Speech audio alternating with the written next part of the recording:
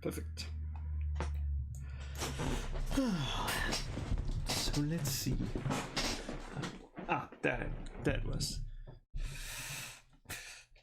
So we joined the adventuring group who has been hired by Amira Embershade and her sister, who last night has gone missing. And you think, ooh, where could she have been? So while you originally was hired as muscle to basically secure both of them, it is now also changed to try to find the sister, hopefully alive. Why you joined? That could be different reasons. Maybe you was hoping that if this library of the stars is real, that it may contain some book with interesting information, maybe something that could make you rich, or maybe you just do it for your generosity. But let me just think, where is that? But as the night turns to day and you all feel the warmth of the desert, you all go out and sit around, well, what would be a campfire. And let me see. God damn it. No. God damn it. But, well, Taro, would you be the first to introduce your character? Sure, yeah, my name is Taro. He is a topaz dragonborn. You see amber scales with a tattoo on his shoulder, Yakuza-style tattoo, as he has got two butterfly swords on his hips.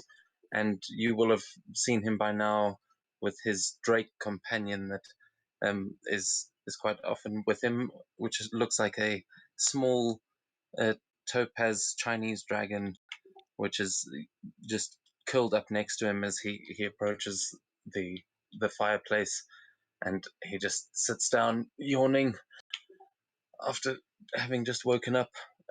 He is from Kyleera, which is I assume this is Yes, it is. yeah, so he is from Kyleera, but he's clearly a long way from home, and yeah, he just seems to be rubbing his hands together, debating whether or not he should get this fire going, but it seems like it's going to be hot enough.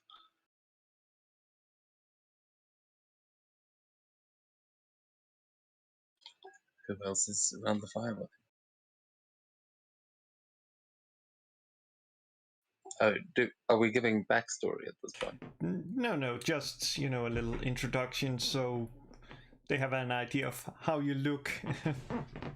There's no reason for backstories, like Ilsa would have requested that in the thingy.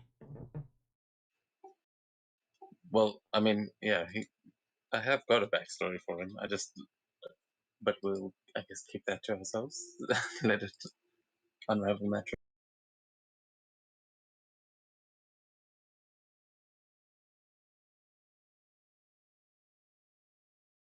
So, others that want to introduce their character?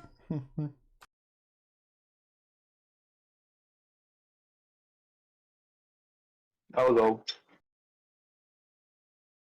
So my character is Taro. He's a fire genasi. He's a private investigator by day and also by night.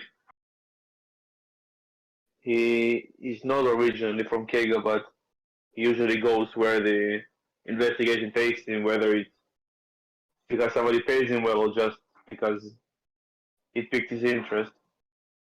He's well in chainmail armor and wielding a shield and a sword because you never know what you could expect when investigating a case. And that's about it. Ashy gray skin, red eyes, and flame like hair. That's about his looks.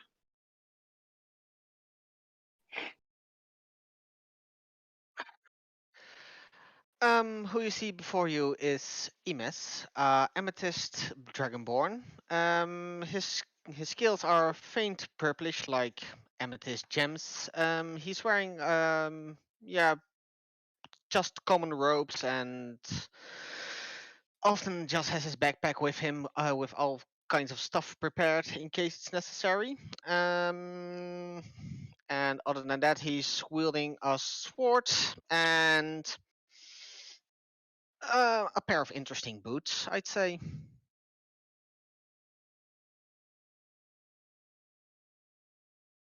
Okay, Kyleera, so it's a bit late for a Halloween character, but meh.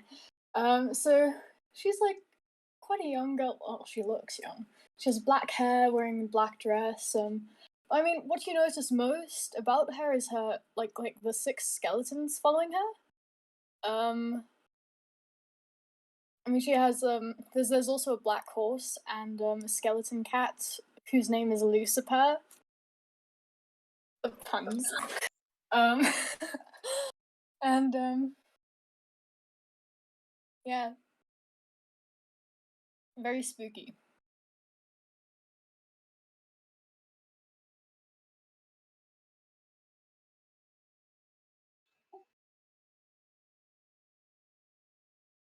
I was going to ask what class everyone is, but I think it's actually will be more fun to to keep that I mean, away as for well. me, With you, it's pretty obvious.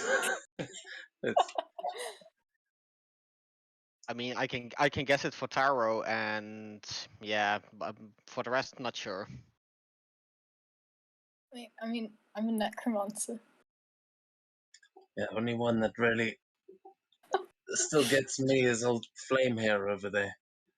But your skeletons are looking well this morning. How's everyone doing?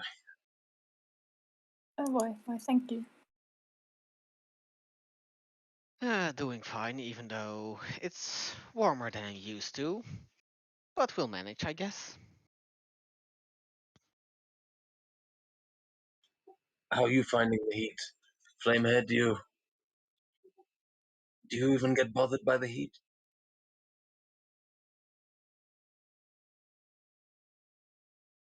Well, it depends how hot. Usually, I do have to drink. It's just a bit weird looking.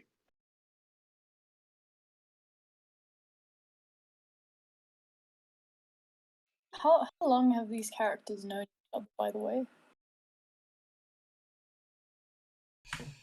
They would have known each other for, let me see, I think 14 days. Okay.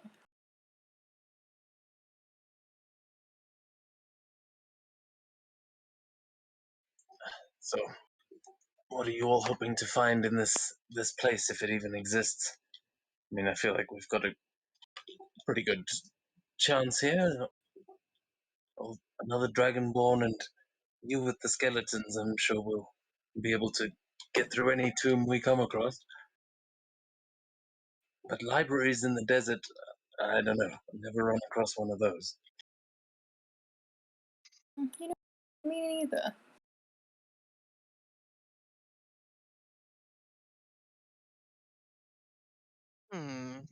I guess any knowledge we can find in the library would be interesting.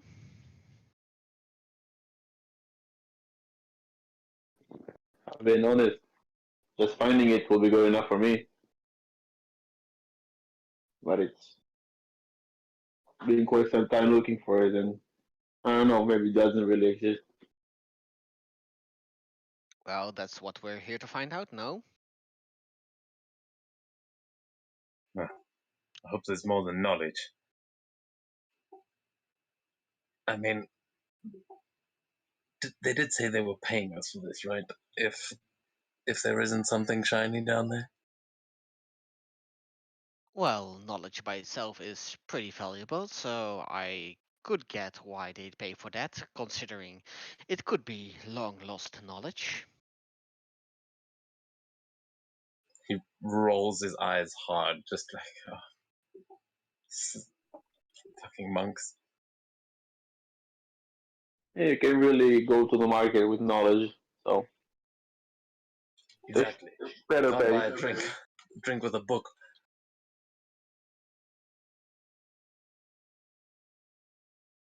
Guess I- you've I- never had I to quite write book like then. books. They're interesting. There's a lot of knowledge in them.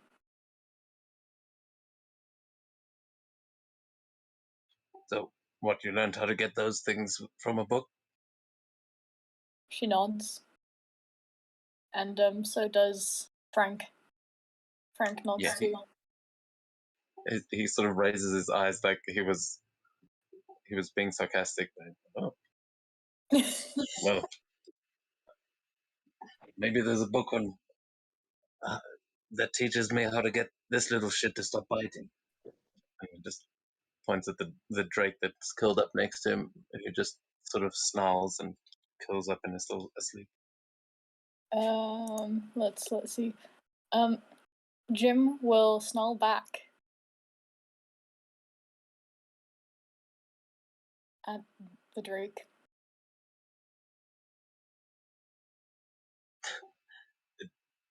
Book teach him how to do that too?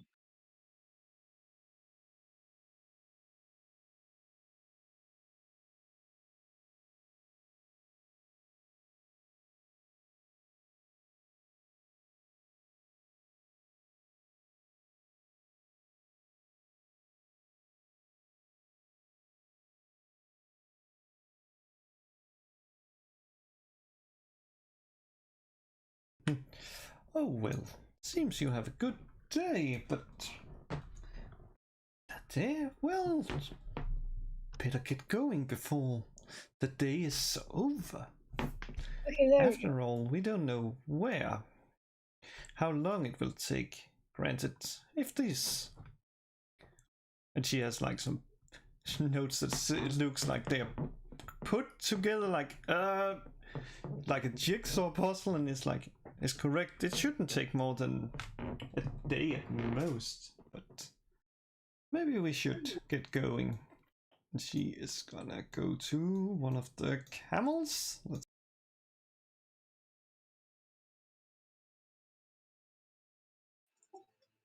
Taro will sort of follow behind and say, and what is it that we should be looking out for if this place does exist?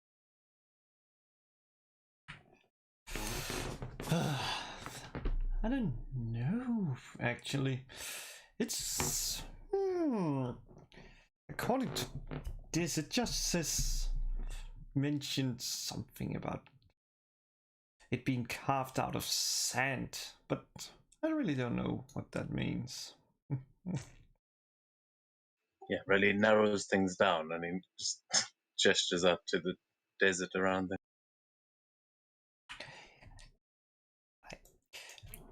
It should be carved into a rock, and considering that if this is true, that it really holds knowledge from long ago, then it should most likely look pretty amazing. Oh, I don't know why people hasn't found it yet.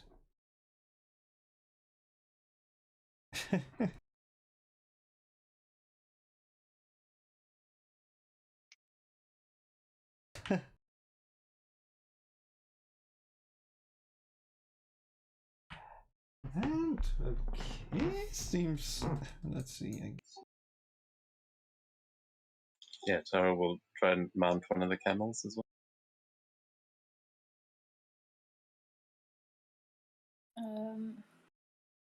Kyleera will mount her steed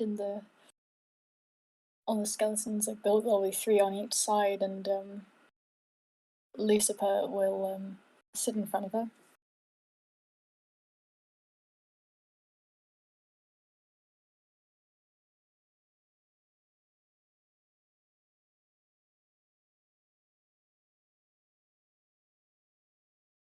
You know about the one next to me. Try at least.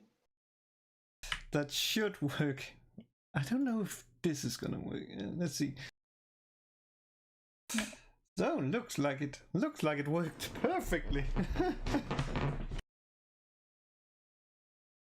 Why is your cat yowling? What is it? Oh, The hell my is it cat doing? saying. What language is my cat speaking in, by the way? It's speaking in no language since familiars can't speak. But what it basically says is it mounts the camel. It's the module that does it. It's the camel that keeps making that noise. Jesus, the hell! I think these things speak abyssal. Where did you find these camels?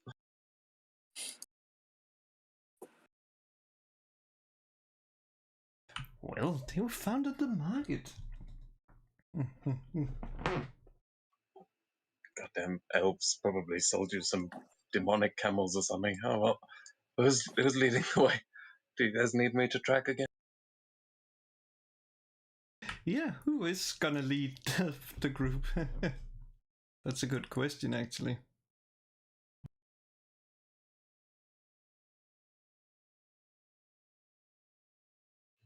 Just look at MS. Are you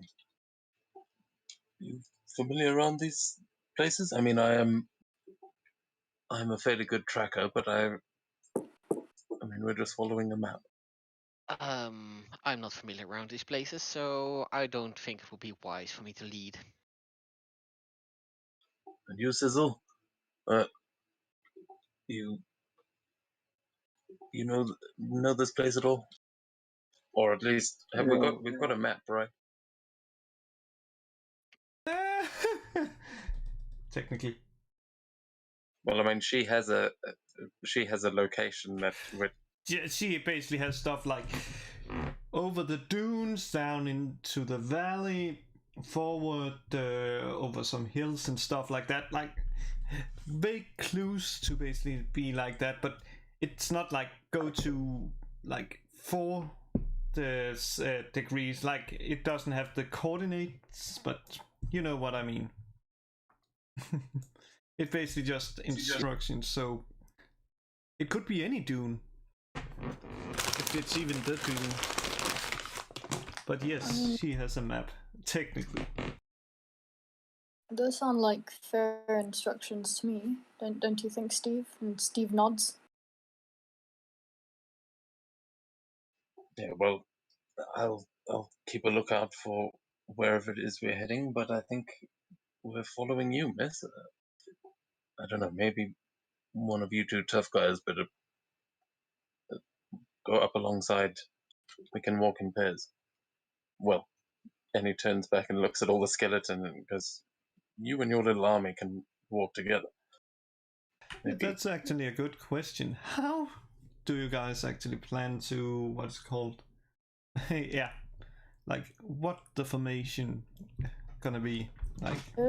I think Kyleera wants to be at the back because she doesn't trust anyone to walk behind her. Yeah, I would suggest Sizzle go up front with the other one. I want to ride back here with the monk. Got some questions for you. And he just tries to like idle up next. Yeah, I'm moving forward in Good, front of the con. good. So we have the formation, or so I think that's like the formation. Maybe not the line, but at least it serves. I mean, we're going over dunes. As long as we keep this line at least a little bit, let's go. Good. So you ride out into the endless sea of sand.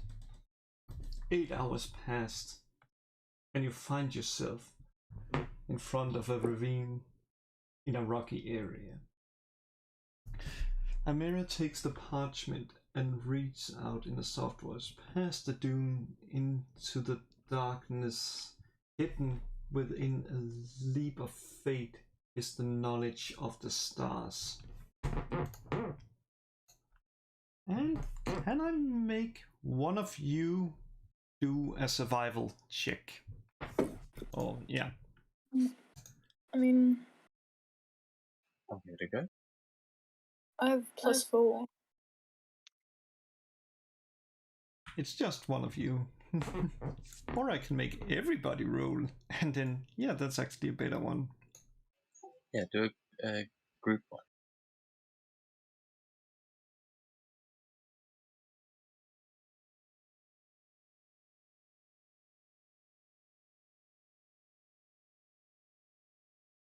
so we can all roll, right? Yeah. God damn it. Why do I not have that button? Oh well.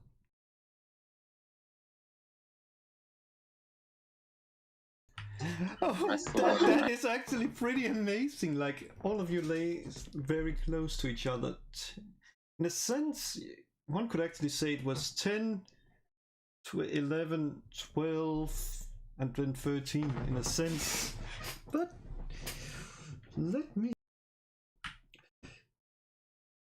And what you find is a little single path that seems too almost too narrow to the camels, but you can try to ride down if you want to.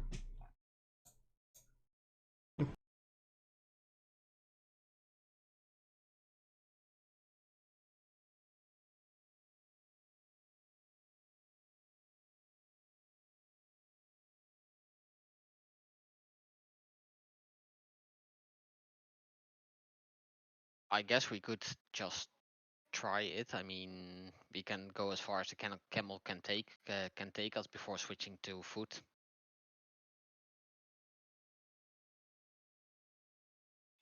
I'm Kyleera seeing that nods him. nod and just like look to the skeletons and say, "Okay, single file," and they'll just like line up in this like neat line.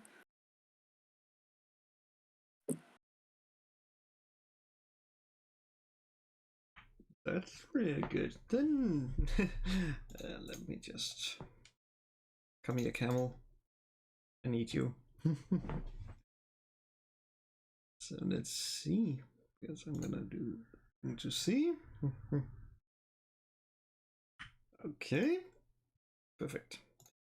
So all of the camels, with a little help from the skeletons, managed to get down without falling off the edge. Even though one almost fell off the edge because there was like some of it, the sand gave away. But luckily there was a skeleton to help it up. And as you reach the bottom, you now stand in front of a magnificent entrance. And the mirror is like, this gotta be it. It gotta be the library of the stars. Are you ready to become famous? We found it. Hopefully my sister's in there. Well, no time like the present then. I think the skeleton's already famous, but I'm sure he'd like to come along. And Mr. Skeleton nods.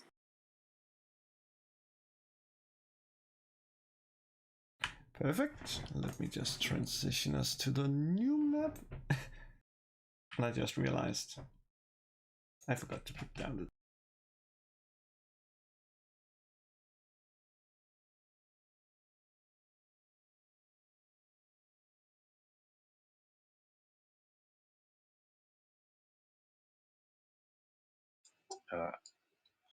Have you not put our tokens down? No, it's funny, like, I thought about so many things, but tokens, for some reason, no. It's actually better. Sometimes when you put the tokens on before for players, then it gets all confused when you actually join. Yeah, what usually seems to be a workaround on my end is first preload the scene and then go to the actual scene. Somehow that seems to prevent it. That probably makes sense, actually. That's why the preload, I never really understood what the preloading was for. Well, the preload is pretty useful. For example, if you know you're going to navigate to a big scene, then you can already send that scene to the client. So like you're going to have to prepare that. Because some people don't optimize assets and that sort of stuff. Perfect. Should be them all. Hopefully. And is it supposed to be dark? I don't even. Why does it keep being dark? Probably because you have Oh, it set might the be- scene darkness to very high. Or it might be the fog exploration, actually. Because I just realized if I move, then it reveals it. Yeah, that's fair. I also don't have dark vision, so hold on. I'll produce flame. In that case, I'll make my weapon shine brightly. Oh, nice. Ah, there we go. Oh god, I keep forgetting about the skeleton. They sneak up on you. Catherine shrugs. I'm just kidding. You know me, I don't have any problem with necromancy, and he sort of jokingly blows a kiss, and just a little puff of necromantic energy comes out of his mouth.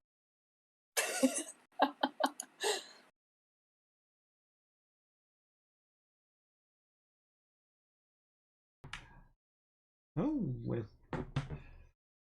As you enter what seems to be the entrance hall in this library, you immediately realize that everything inside of it is still intact, in pristine condition. There's a distant, musty smell of paper in the air, and it's quite surprising to you all how this ancient library that was lost for centuries could be in such a perfect condition. Amira looks around and is in huge shock at what she witnessed, and she is like, "This, it really exists." And it's completely exposed that we can see it quite easily when we approach, right? Like it's not. Yes, We didn't have to dig it up, kind of thing. No, no.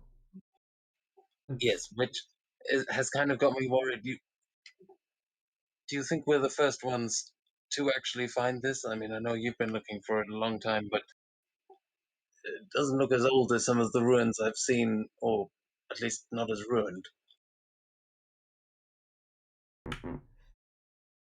It is quite a shock how no one seems to have found it, and yet it still looks so good. And she opens the door and heads inside. And as she steps inside, you all hear like this echoing voice. "Welcome to the Library of Stars. You are now in the Atrium of Stars."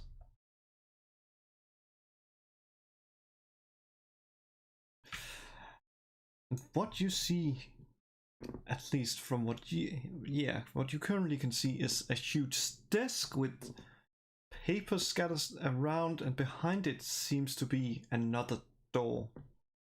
Then there is, to your left and right, some statues and a lot of books. But what they contain is a good question. Is it? Though, Is it over what? there? Let me just. If you can see where the token goes, it's over here. That's right. I've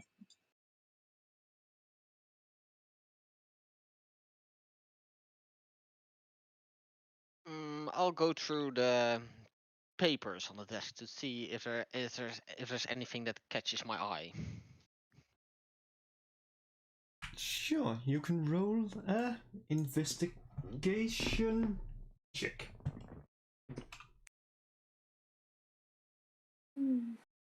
I think she'll go to the books. The Take a look at them. left or right? Let's go right. I mean, Yeah, I'll go to the books on the left side. Good.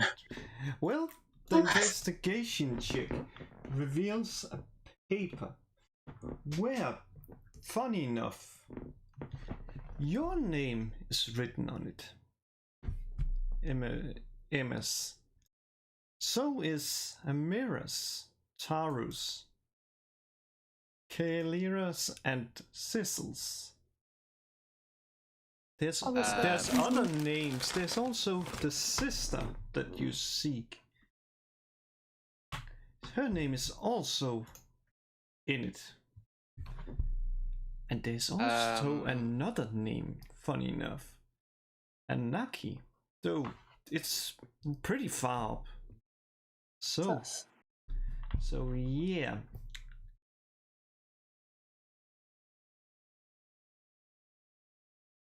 Whoa, you Guys, guys gotta check this out. Sorry. Okay. I shout to the rest. Guys, I found a piece of paper, and for some reason it has all of our names on it. Wait, are the skeletons' names on there too, or are they excluded? Are they? Yes. They are also there. They are like in an under section under, what is it called? Kyleera's, and there's also the little Lucifer. Yes, the skeleton names are also on there, and same for the Drake. So now I can reveal all my pun names for you. So we have Mr. Skellington. There's Catherine, but she just goes by Cat, so she's just, and then it's Cat A. Coombe, you know. We have Frank Enstein, Jim Reaper, Steve Scully, and D. Seized.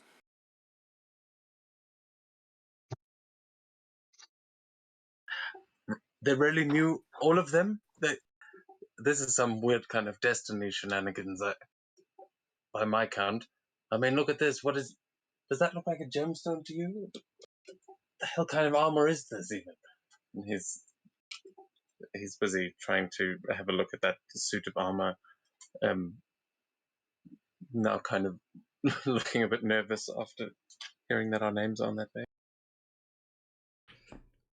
Well, from what you can see, it just looks like to be some, what is called the decoration armor. It doesn't look to be anything inside of it, or anything, as I presume you touch it. I was looking up at it, and then he tries to get a closer look at the gem in the middle, so he'll climb up onto it if he needs to.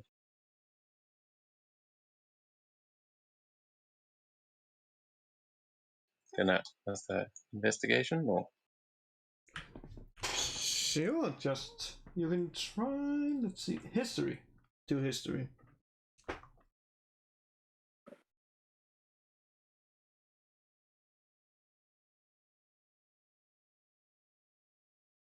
History. Sorry.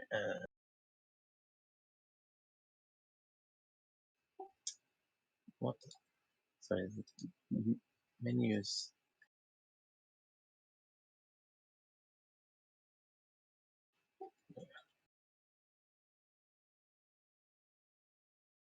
Yeah, 9. Well, from what you can see, it could be anything. It looks like a topaz, so it's most likely a topaz. Yeah, this place is definitely a prediction.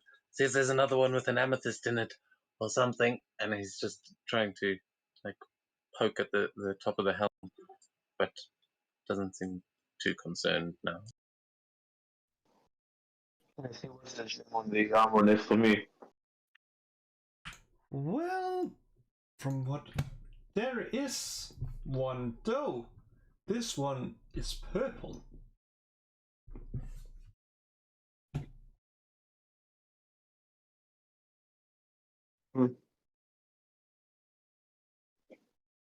Check the other side. Yeah, there is a purple gem here. Hey, Imez, you're not of noble descent or something, are you? Not that I'm aware of. Why would I be? Well, I don't know. People only plan these kinds of prophetic pranks and things on kings and gods and the like, in my experience. And if there's a purple one in there, and there's a yellowy one over there, I mean, these people at least know a little bit about us. What is that book, one of yours? And he points to the book next to the door, and just looks back over at the necromancer.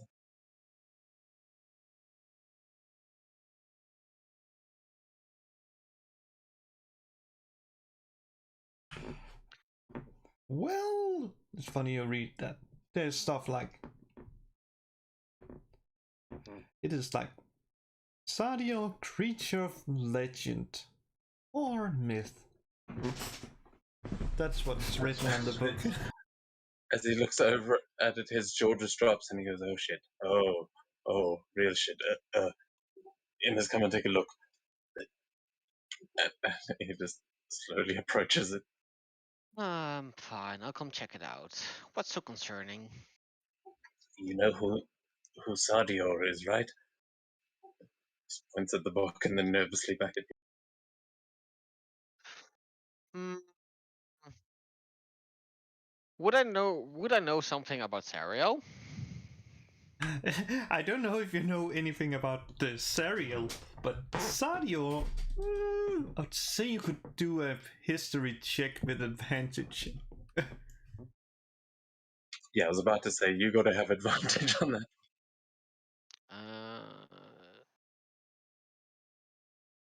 I get you just heard other gym dragons mention it, but you apparently haven't been like paying a lot of attention, so they've just been like talking about like great Sadio, or kind of like they would talk about a god or someone of great respect, but more than that, you don't really know.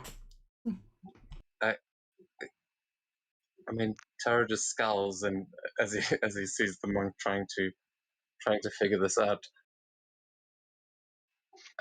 I mean, the great Ruby, you've never.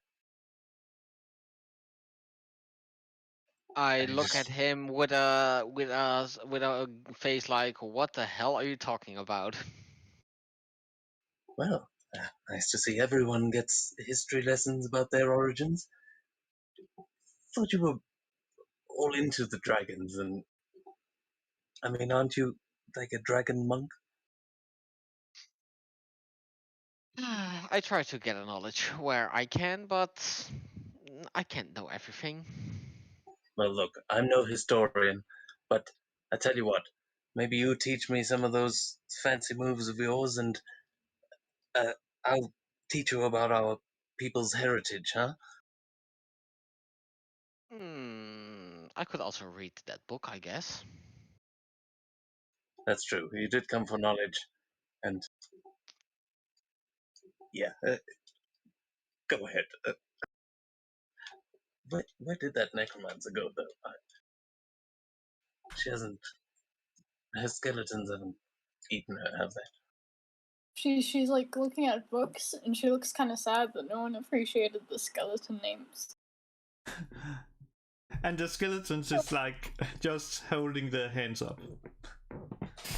And like, but you're looking at books. Do you seek anything in what's called specific, or just what is it called? Just at random, like going over the titles and hoping to find something maybe interesting. She's just browsing in general. She's not looking for anything in particular. Then could you do just an investigation check? For some reason, it's not ruling on Foundry, but on D&D Beyond, that's a 28. I can tell you why, because I forgot again. Because for some reason it doesn't remind me to enable that. But what you said a 28? Yes. Well, let's see where you are. Oh, good. You find stuff like something like Nightmare Before Halloween and stuff like that, and there's like something called the Sea Files. Then there's something from some author that is like reborn creatures and stuff like that. Nice. She'll pocket a few of them and read them later. Good. And Sissel, what about you? Nothing very specific, to be honest. Just mainly waiting for everyone else to finish before I can open the door. In the middle, or just try to open it. I'll take the book. That's fine. Just remember that, since yeah. How exactly is it called? Because then I'll add it to the inventory. It's just called. It's called Sadio, Creature of Myth.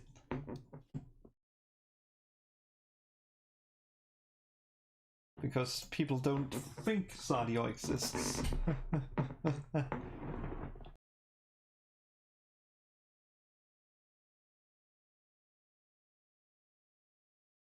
Yeah, this is. I mean, I know I'm sort of using meta knowledge there, but for Taro, due to his family, he was definitely taught the legends of Sadio, and that what's it called, the epitome of the first world or whatever would have been like drilled into him as a kid. He would know that off by heart, and that's funny why I you rebelled. mentioned that. It's funny you mentioned that because Amira just walks over to this scroll and is like folding it out and is like, Ismail. Anyone heard about that? It's the first world. Weird. What is that? The old song? I'll go over and have a look. It is exactly the old song where it's like just written there. Let me see. Oh yes, pure. She can read Draconic, so yeah. It is basically written in a very, very, very old Draconic, so for her it's like extremely hard to read. She only gets like stuff. Can I approach her and use my help to cast comprehend languages and see if I can read it? If you want, I am able to read any written text.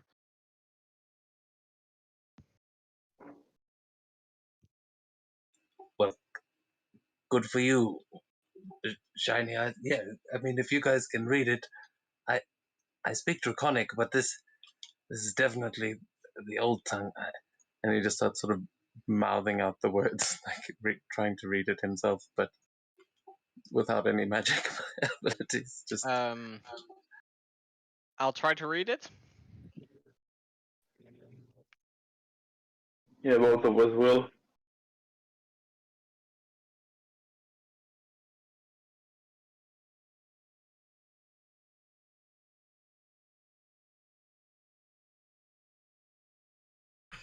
Yep, you start reading it. It takes a little longer for Fizzle to read it, since, yeah, that is one of the caveats of the spell. So for Imis, it's a really interesting one, and what's written is... It is a pretty long poem, so I've just posted it there. Oh, it's in the first world. It's the first entry. That's why I know it's elegy. Oh, edgy or whatever it's called. This is, I have to just say, out of character, this is very cool that you put this in here, because this is part of the mythology of the world. Yeah. You would find it even cooler when stuff is revealed. But, well, you basically hear that. And the most interesting part is the part, I think, at least for you, would be the part where it mentions that Sadio scattered and all his shard became the Gym Dragonborn. Oh yeah. Yeah. Oh, I love this also, that it writes it in Draconic for people that can't read it. Yeah, that I just figured that it's got to look cool. That's what the page looks like. Oh yeah, you could also do this because of this nice add-on. I just remembered.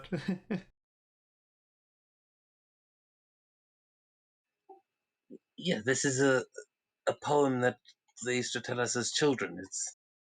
I mean, that's how the this entire world was formed, supposedly. But I mean, that's one of the most ancient stories there is. I mean, I think it is the most ancient story of dragons breathing in the first world. You don't think this is an actual temple of? And he just turns around and looks down at what is on the floor, the sort of design on the floor, and he's just trying to figure out where the hell they could possibly be. Well, if you want, you can give me, yeah, let's say nature with, I would say half advantage, which basically means you just roll 2 dice, then we take the what's called the highest one of them. That's advantage. Yeah. Oh yeah. Let's see. So it's 13. Then we so it's 16. We just say that it's 16. So what you will see is what would be considered a proto dragon. It's basically what, like, outside of Tiamat and Bahamut and maybe Sadio, no one has seen a proto dragon before, because all of them is, if they even existed, because there has been myths of them, even amongst dragons. Well, they would have been killed when the first world was destroyed.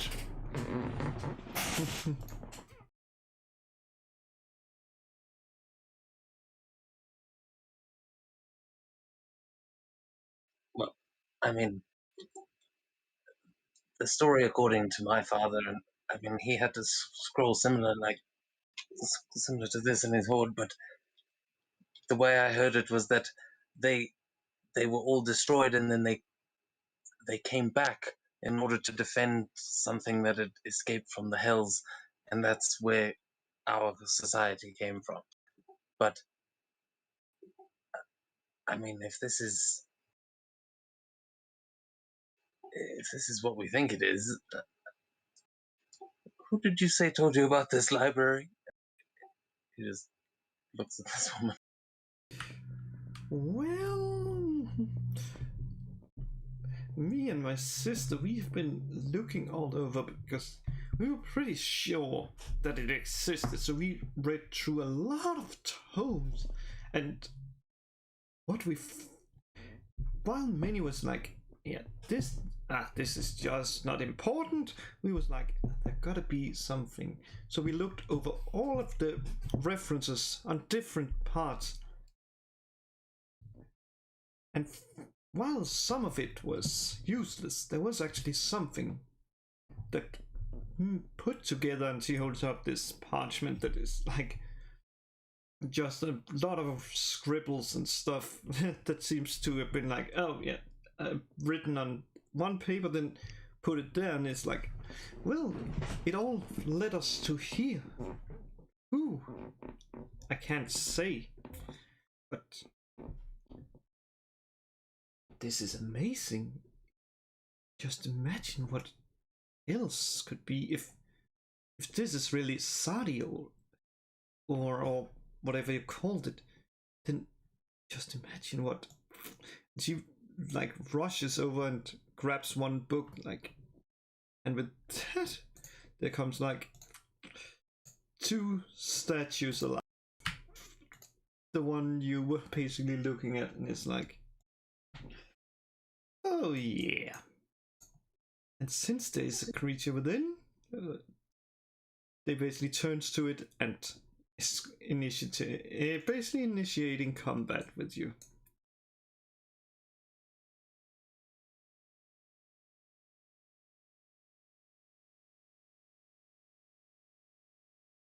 So you can all roll for initiative.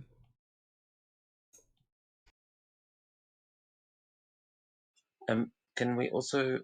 Could you give one of us control over Kate's tokens, because she's not actually, she's in the chat but not on the map. Yeah, let me just give you the controls in a second. Then I'm changing to necromancy dice. Yeah, you should have control of that, at least that. I just give you also control over the skeletons. Let's see. He is owner, and Dev should also be. You should now have control over them all. Okay, cool. I do. Thank you. And I assume you can see them on the map, so just let me know where and when you want me to move them, and I will do that. I think they'd all join you at where everyone else is. Well, yeah, one of the statues right next to the books that you're looking at is one of the ones that came alive, so I mean they'll move on their turn. We're in initiative.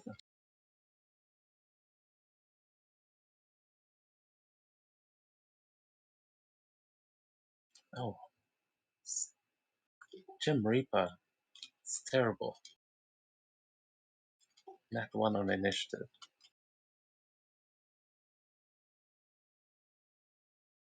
Do the skeletons not go on my initiative? Ah, god damn it, I knew there was a reason why I didn't add them. Just remove them so I don't have to look at those. I knew there was a mistake. Oh, what was that nat one?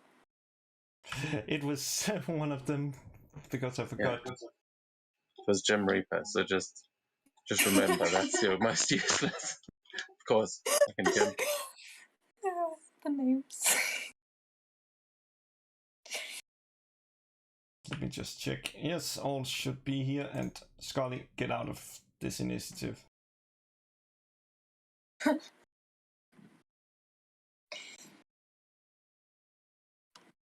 And I think that should be all. Yes. Let's start the combat. And funny enough, what? She's on the initiative twice there.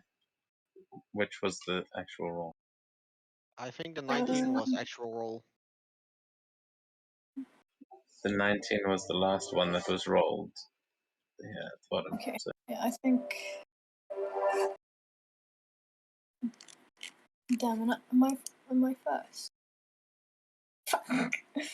So we're attacking this person here. Well, not person, but statue. This one, yeah.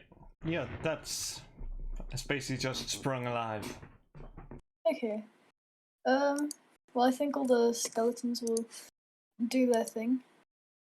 I can't move them during combat. I've just realized. Can you change the combat movement? Oh, you mean free move? Yeah, just for her turn. Yep.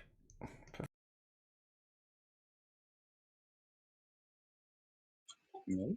Yeah, that's bullshit. I target because I'm not on the map, but it says I must target before rolling, so I'm just gonna roll from D&D Beyond, and I'll just have to remember that they get an extra +3. Oh, well, I can target, but I can't control them on. It seems to just whatever this combat tracker is. It looks very cool, but it seems to lock you to the current player. This combat tracker does look fucking sick, though, I must say. Is this the normal one? It's the normal one. It's most likely just updated. Okay, Let's do the UI. The last skeleton. There we go. All right, Skellington and Frankenstein got crits. Oh, nice!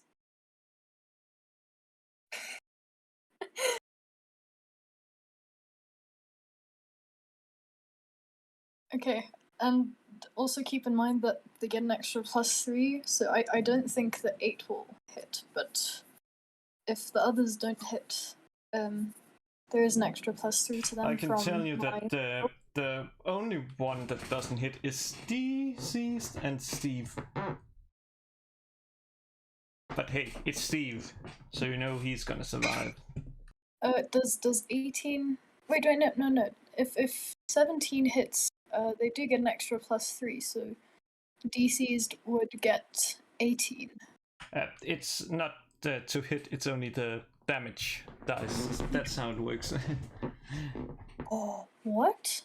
What? Oh, The no. top one, the top one is the to Oh, hit, it and the one does. below it Oh. is. Hmm?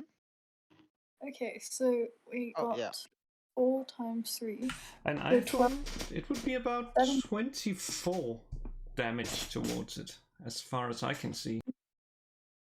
Let me add up. 9, 15, 19.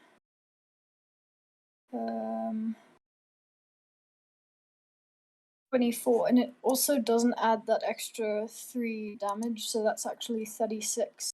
We add the +3 to damage from them. Really? Yeah. Pretty cool. Is that based on the calculation? Yes. And I think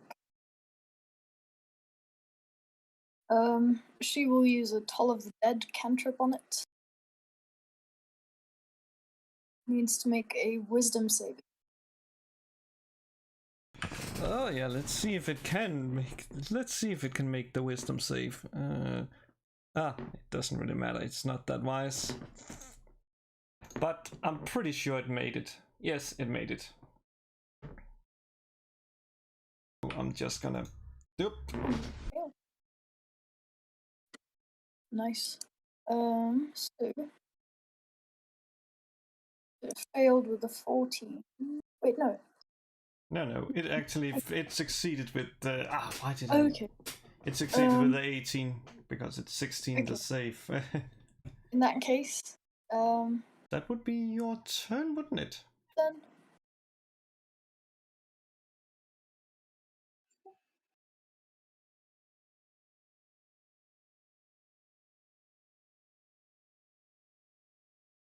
That brings us to Taro. And you can see that those skeletons has just been basically beating it. It is like if you've seen JoJo's Bizarre Adventure where they just stands there and just 3 guys just beating on it. It's kind of like that, looking at it. Yeah, I know the meme. So was there somewhere you wanted to move as well before we go to my turn? I didn't move your token at all. yeah, a good idea. She might move slightly towards the party, just so that she's a bit further out of reach from the library guardian. Perfect. Just in Please. case, for some reason, he doesn't go for like the 6 skeletons around him and goes for the wizard. Yeah. Cool. Thank you. Okay, well then he will just see the skeletons surrounding that one and look over at the other one. Look at the other 2 of you and just go, right, I'll help the wizard. You take the other one. And he's going to run down this way and draw his bow, and he will fire at this guardian with his helmet. So, you mean this one? The bad. Yeah, the one on the right. Good. Yes, that's fine.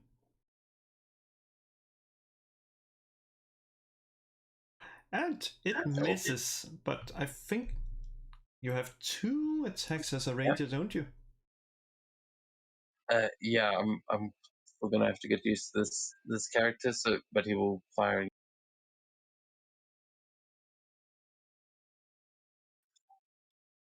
How am I missing this freaking statue? This is goddamn embarrassing. Screw this. It's because it the looks at skeletons you are and it's like the statue is just standing there and is pointing at it, and then with its other hand is like on the head, just like the forehead, just to mock you. I feel like it's because you're trying not to hit the skeletons. Yeah, that's true. Then skeletons are in the way, and I'll run and jump up onto the table to try and get a bit of vantage point.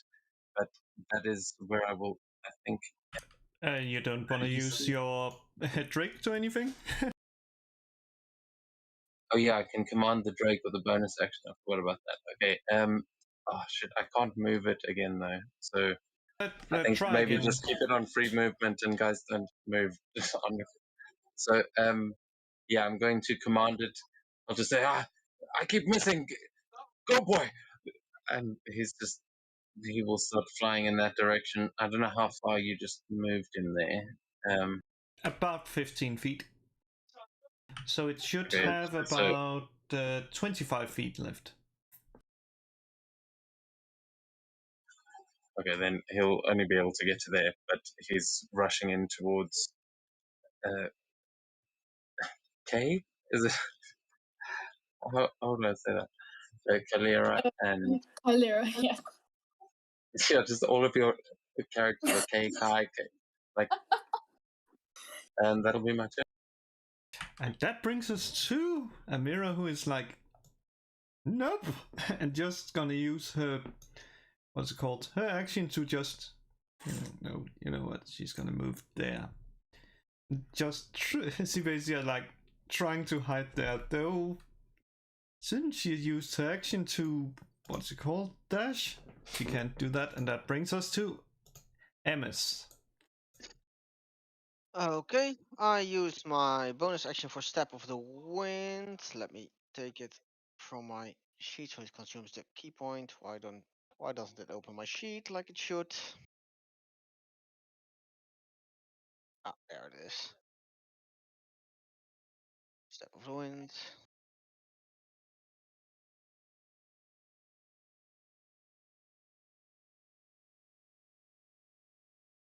I'm going to make that. Yes, I'm going to make that. Oh, wait, I'm that one.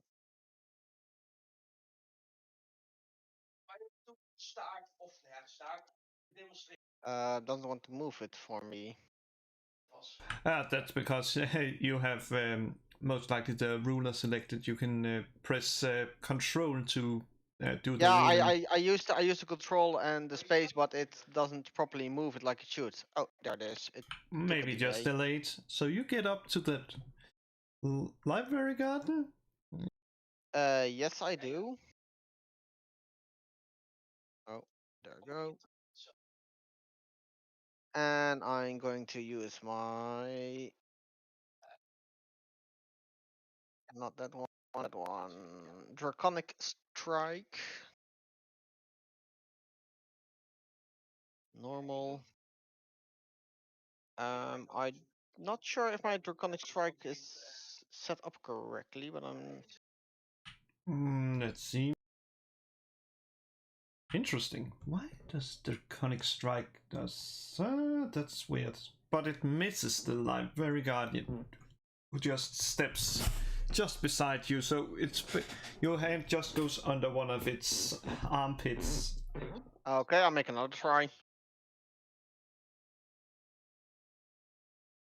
Oh, that one is even worse.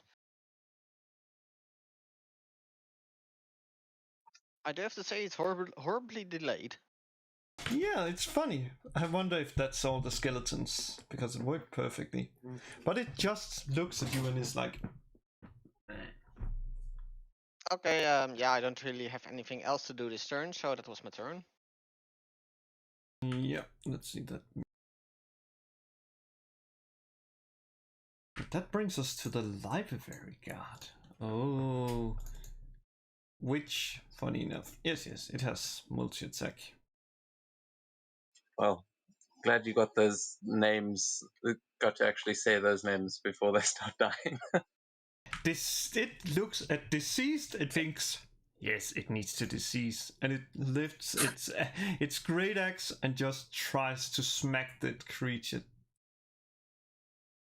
And it hits deceased for a good amount of damage. And it's like, just having a really good day, and left it for another attack towards it, but misses it, and it's so mad it just starts stamping into the ground. Damn, Deacon fight.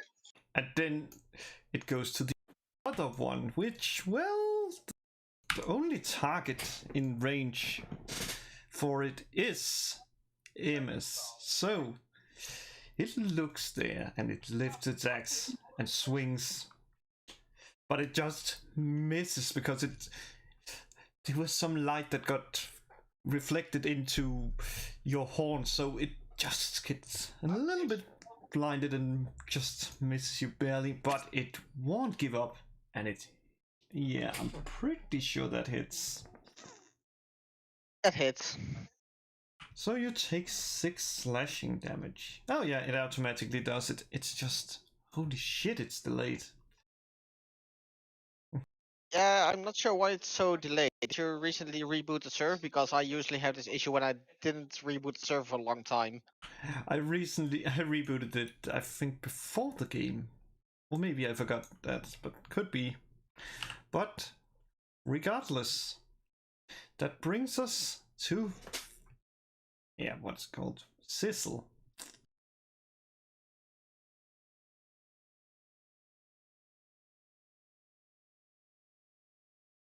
How close can I get to it without dashing?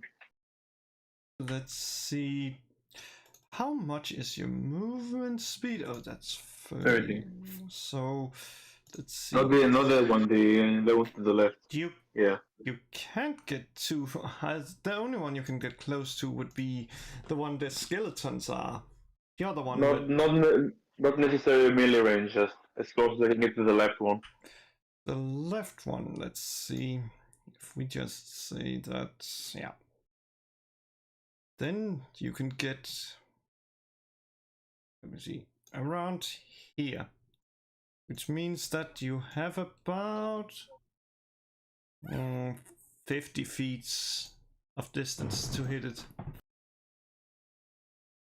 Yeah, if you move down one more, you probably have a line of sight, and you see it from the... He should be able to see it. I just checked with his token. Oh yeah, you're right. Not bad. Yeah, I'll just cast Firebolt at him, and because I'm an Eldritch Knight, I'll throw my my hand axe like simultaneously, so it looks like I'm throwing a fiery axe. Well, you can roll roll the fire. Yeah, separately for each one of them. Wait a second. Eldritch Just Knights can do. Looks like it. Eldritch Knights can do 2 actions in a turn. No, I can make a weapon attack as a bonus action if I cast a cantrip.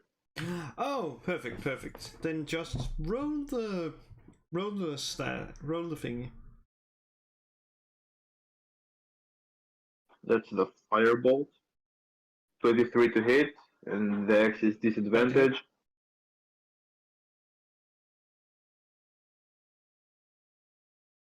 Let's see if I get it right. And axe.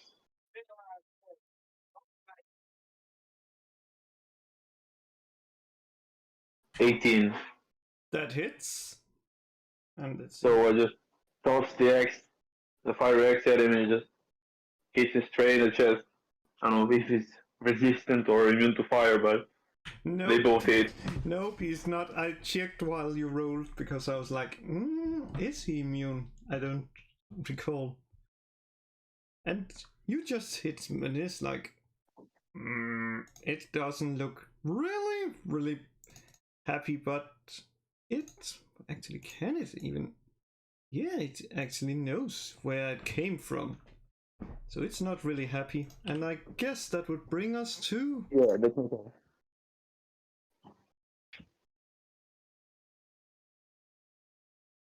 God damn it, into your turn. Okay, I have gotten hold of the gaming computer because my dad has decided to go to bed. So now I'll be able to see the maps and control tokens.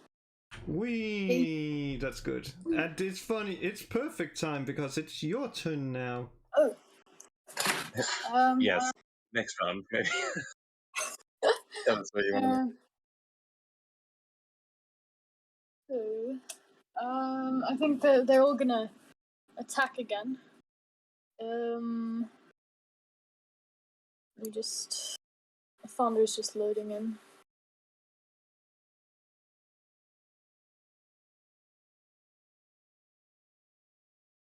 give it a minute. So they would just... Okay, well, you can roll with them. They should have it. Okay. Should be able to roll some. Okay, there we go.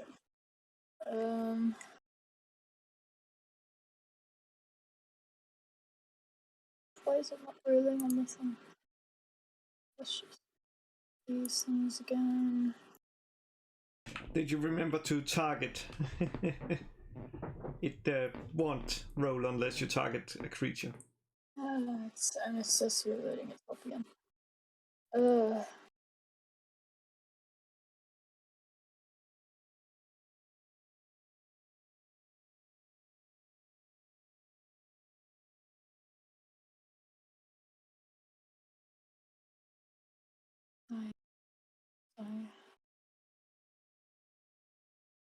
Dev, do you think you can roll for the skeletons in the meantime while it's just loading in? I can't access them, but the DM can. Okay, loaded in. Let me just roll from D&D Beyond. Let me see. There. God damn it! Why do you hide me? Holy crap! Holy crap! What a roll! I guess he damaged disease, man. Like, okay, skeleton hit, and let's see. Yes, Steve have finally gotten around to hit. Did you all see the D6 land between the two D20s? Potentially. What happened? The D6 landed balanced. It was a cocked dice because it landed between two of the D20s you rolled. If that ever happened in real life, the whole table would lose their minds. Oh. Yeah, there's I think only two of them will hit. Yeah, there's one missing. I'm actually trying to find out. Oh, that's Scully. BC's Gem Reaper. No, wait, Scully is the. Where is it? Or is it Frankie? Oh well, Wait, doesn't really matter. Mr. They all No. that doesn't hit. So, but still, Okay. they beat it, and it takes 18. Yes. Yeah, I calculated it while they rolled, And and she's looks. Do a Toll of the Dead again. Needs to make a Wisdom save. Yeah, if you can let me. Come on. How does your Toll the Dead not affect your skeleton? It's not an AoE. It's a single target. Oh. Yeah. It's cantrip. If it was AoE, that would be way too overpowered for a cantrip. Yeah, but it's a bell sound. I just assumed it was like creatures that can hear it or something. You point at one No, creature and see. it's just one target. Yeah, I think I'm mixing it up with the cleric ability. Yeah, probably with destroy undead, turn undead. Yeah, turn undead. That's what I was turn thinking. undead. Well, it works, and No. the creature just basically just falls to the ground, and the helm is like falling out, so you can see there's nothing inside. It is dead, and your turn is over. Nice. The DCs gives a thumbs up to be like, no, I'm alright. Except DCs can't talk, so it's just thumbs up. And that brings us to Taro. I just nod and I say, nice one. And I run to the other side of the table and I will see if this bow is ever going to do me any good.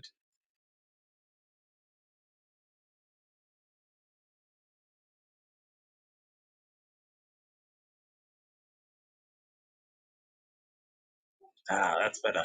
Yeah, it hits perfectly. It hits. Can I? Oh, wait. I just want to see. I think my Drake can. Oh, you mean the infusion thing? Yes, it has an infusion. Okay, yeah, so it's not. It's only when it's within 30 feet, so it's not going to be able to on this one. But I will say, with my bonus action, I'll say, "Go on, boy, dash, get over there. I need fire." And he will use his action to dash over there. I think he's only got 30 feet, but He got 40 feet, so he can actually dash actually, about here. I think, yeah. Yeah. Or wherever you want. yeah, that's cool. He's just dashing it, and then I'll take another shot. Perfect.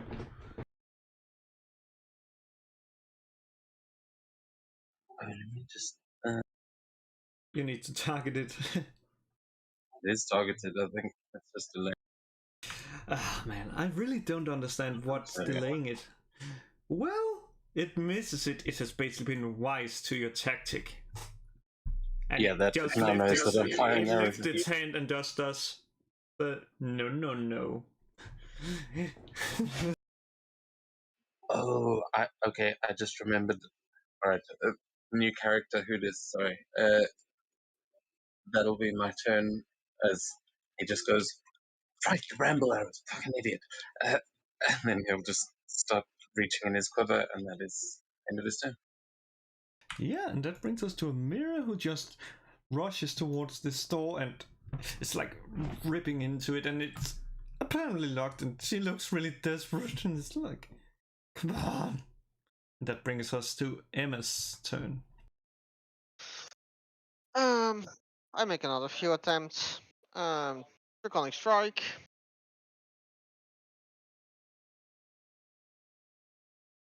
That Time to wait hits. for. Oh, that was quick. That was actually quick that it rolled the damage. And I'll go for the acid.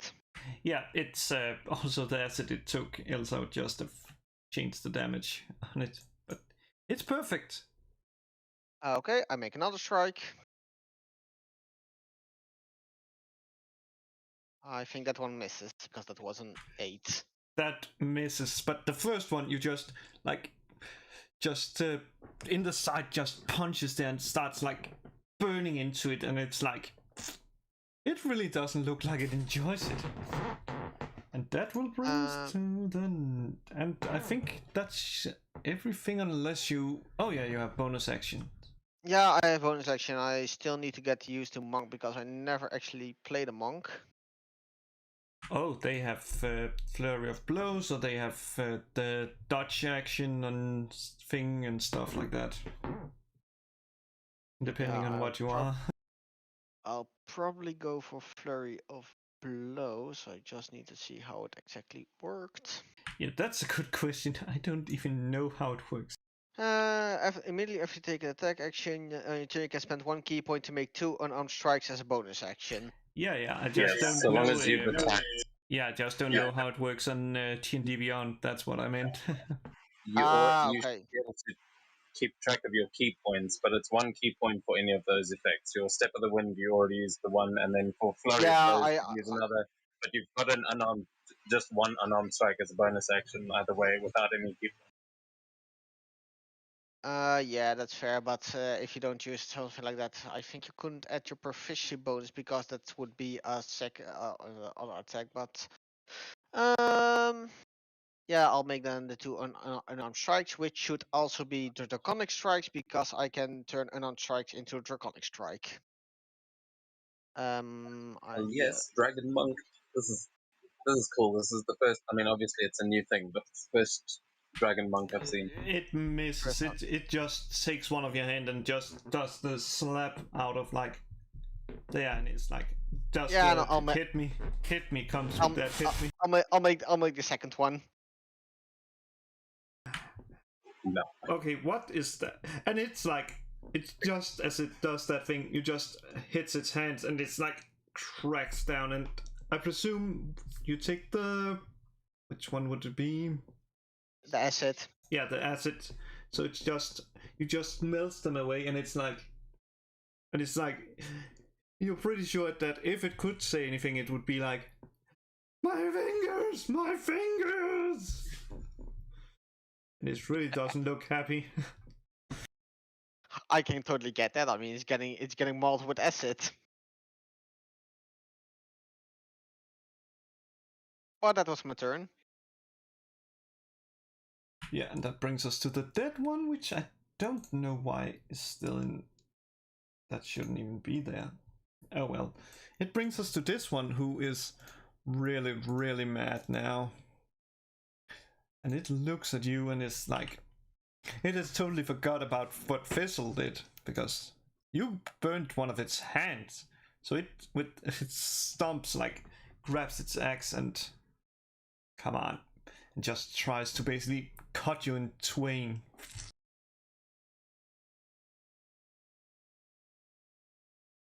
And I'm pretty sure that hits. Yeah, that hits. Yeah, that hits. And yeah. And you basically are like, it just cuts down in your shoulder, and it's like, just as it looks at you, you get like the feeling that it's like, I'm gonna kill you for what you did to my fingers. And it just takes the axe and tries to basically cut into you. And it managed to cut into you. Like, so yeah, and it's like really, really happy. It has like, while it can't smile, if it could smile, it would most likely be like gleaming, like. And that brings us to Fizzle. Oh, Sizzle, yeah. Yeah, he's still not within range. So You would most likely move, right? no. I actually want to move. I have no need for that. I think. Let's see. Yeah, I'm good. So, you're just gonna stay there and take the disadvantage on the axe for. No, I'm doing nothing else. If Image is still focusing on the giant statue, you'll just see the hand axe I threw earlier disappear. Just reappear on my belt. That's the action. It's one of my bonus weapons. It's a bonus action. Okay, it's a bonus action, and it looks like it looks starting looking around. And then I cast Scorching Ray. Holy. Just yell, Image, get down! And I roll cast for the Scorching beams. Ray.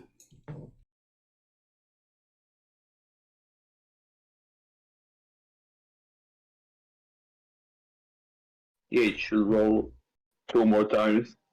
Yeah. It's 3 rays. Yeah. Not Just. sure how exactly to do it. You just roll it, but I think if you don't want to use a spell slot, remember that.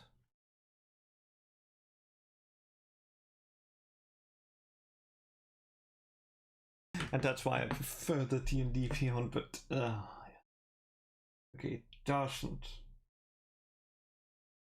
Well, doesn't really matter since I can just reset your spell slots if need be.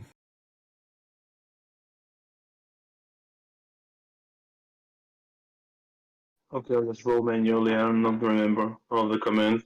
Yeah, that's why I usually use the, what's it called, the D&D Beyond. Let's see. I think all of them will miss. Yeah. The last one hits. The last one hits, yes, and you can roll the damage. Because it's like, it looks around and it's like, it's just, the first one is just, basically looks and it just misses it at the side. Then it looks to the other side and misses, and then as it turns back, you just hit it square in the face. And it's like, yeah, it's not happy now. Yep, and I will be, and that will bring us to the third round. Holy, that's a long time since I think we have done that. So that would be Kate now. How bloody is this dude looking? Oh, now I understand why you didn't. This one, he looks. He has some acid marks on his side. His helm is burned, and he looks really, really. Actually, could you even? Yeah. Could you even see that? But let's just say he doesn't look too well. Okay. In that case, Yeah, sure. Sort of like step into line of sight and do a Toll of the Dead on him.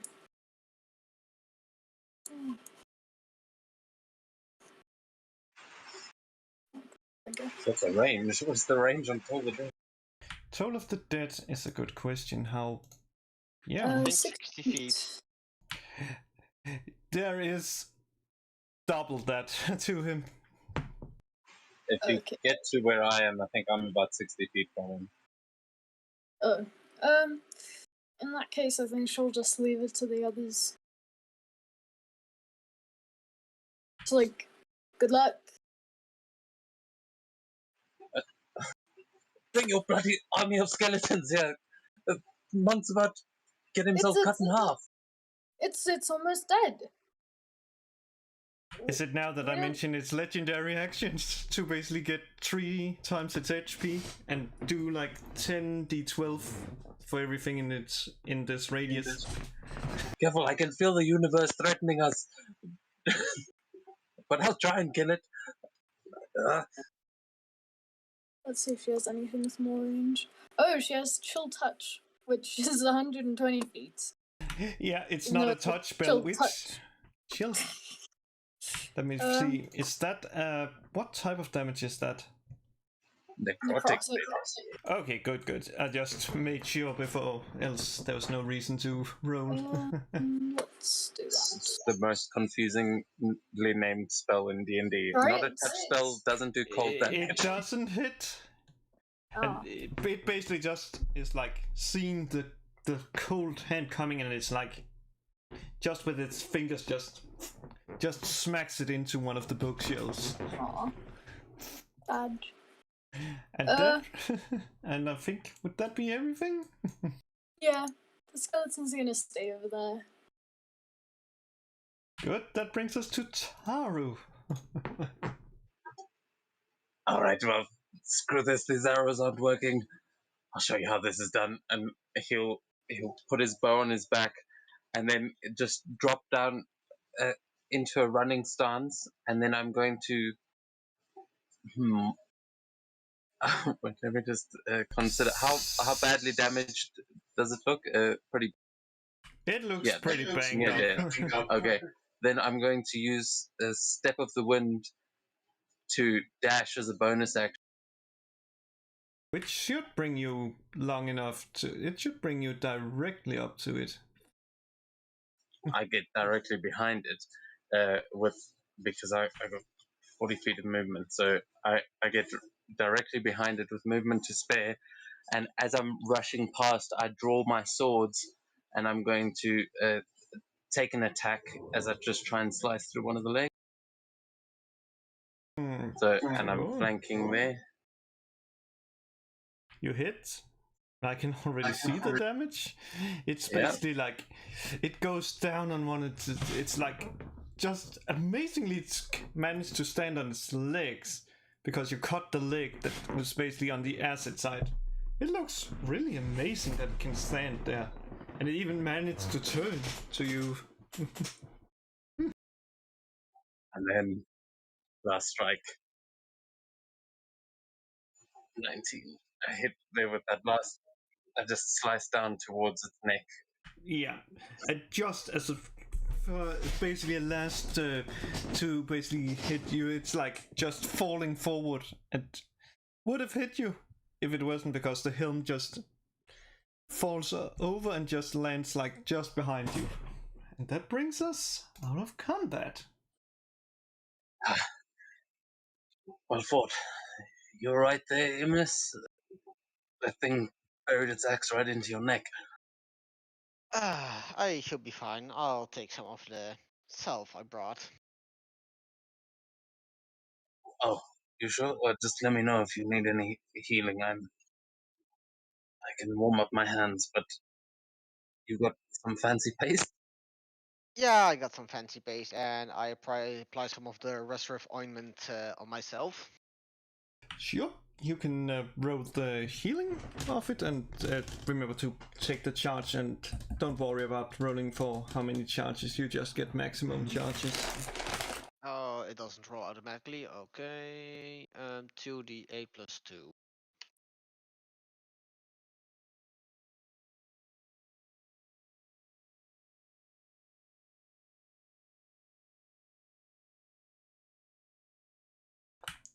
So you heal for 15 damage. Well, that's pretty good.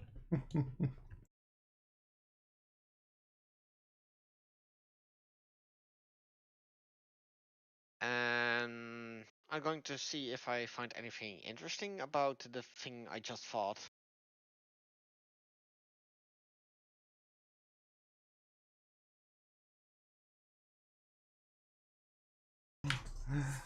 Oh.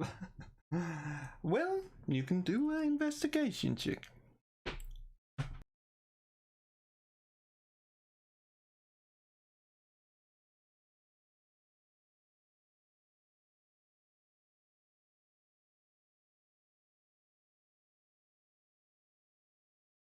Well, what you find is that in the armor is an Amethyst Gym. Or at least that's what it looks like. It's purple. Okay, I'll try to take the gem. Sure. You take it. And you now have an Amethyst Gym. Meanwhile, what is the rest of the group doing?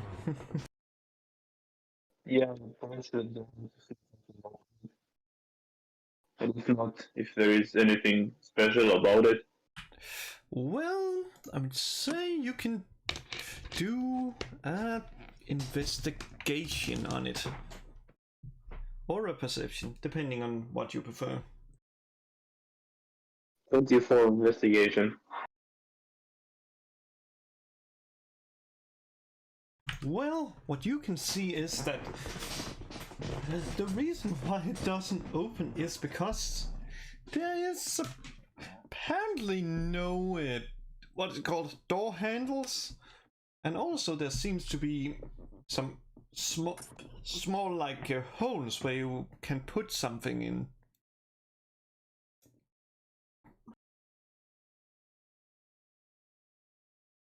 I'm busy scolding my Drake, but I've sort of out of the corner of my eye, with a passive perception of 20, I'm watching you retrieve the gem.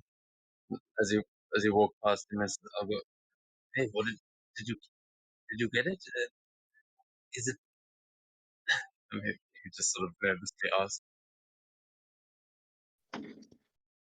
Can I see?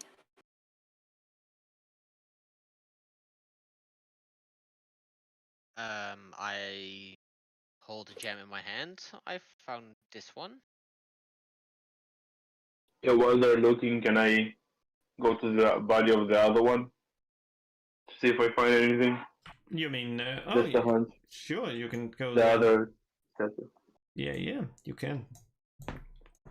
And I would say you could roll an investigation, but that's pointless since what you find is basically just a piece of armor with a helm.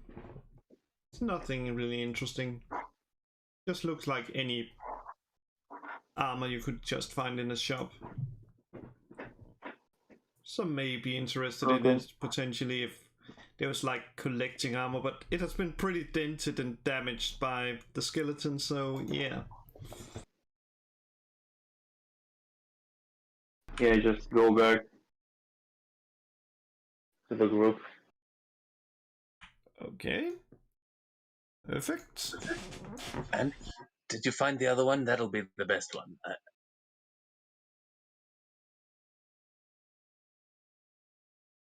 There is nothing there, just the armor. What? Wait, I didn't steal it, did I?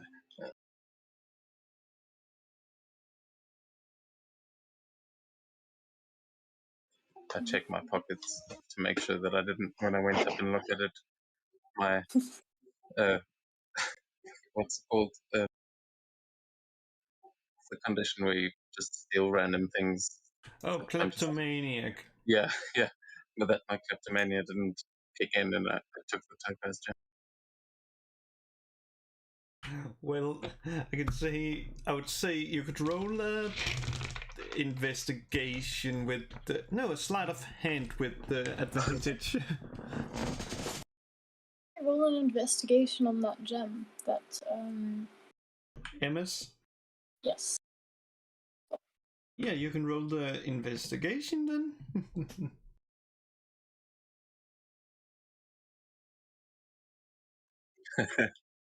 Oh, 26. And Taro, he realizes that he stole it, and he basically put it like, yeah, I don't even know where he put it, but somewhere he placed it, and he finds it. He has stolen the Topaz Gym without realizing it. I got big pockets that are generally being filled with gems and random coins. I go, oh, Well, my bad. That happens sometimes. I think I have it. yeah. Well, what's called Kyleera finds out is that these is it is Topaz and it is Amethyst Gyms, and they don't seem to be magical. At least there's nothing like to the touch or something.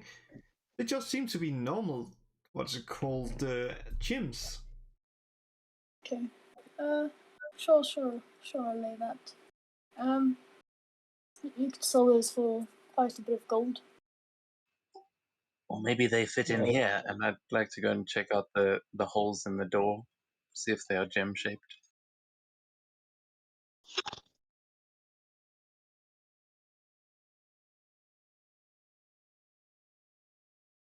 Well, I would say since did Cecil relay the thing about that to you, or that because yeah. Well, from what you can see at least, is that it could be. You're not sure that they can like stay there, but who knows? Maybe. Yeah, sorry, I sort of jumped the gun on that one a little bit. Did Sizzle relate that to us? Not really. I was just about to ask for Memis want to give me the stone hairs, see if it fits.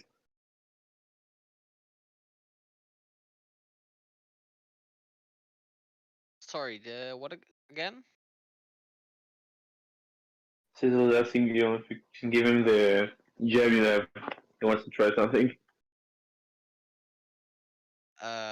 Sure. I'll hand you the gem and I'll walk with you to see what you're going to try with it.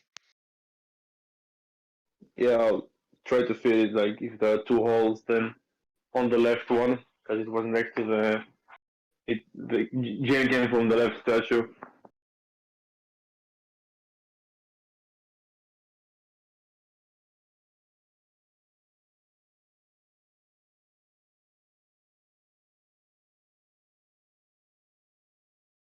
Does anything happen?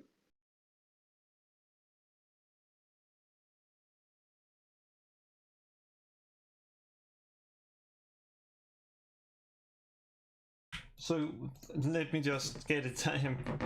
You try to go and what was it you said? I spaced out for a moment. Placing the stone, the gem in the left hole. The damage gave me. The left hole.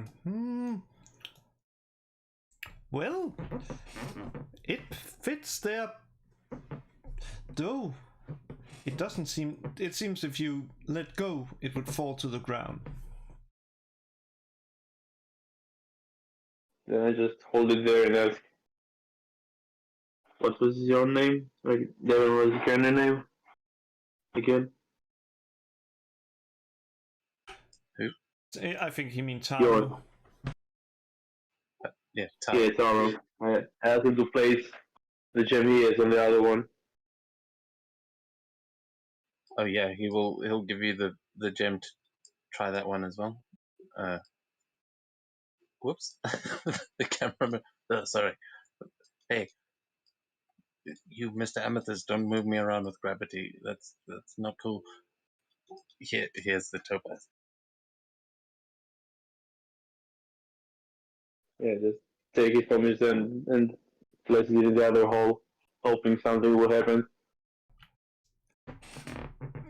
You hear a click sound and the gems is sliding in, and you now have two apparently very expensive but hopefully functional what you call it, door openers, door handles.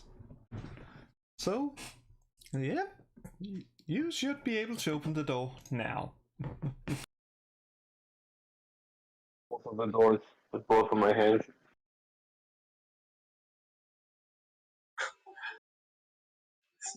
Just picturing the animation from like Dark Souls. You mean the what's called the fog gates? Yeah, but well, like the new Elden Ring trailer that like slowly pushing the doors open just to reveal this new section. Yeah. Ooh. That's a strange thing to find in a library.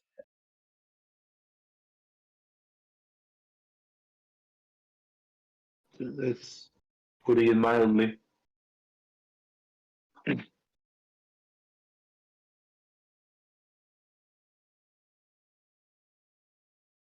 Yeah, start walking in.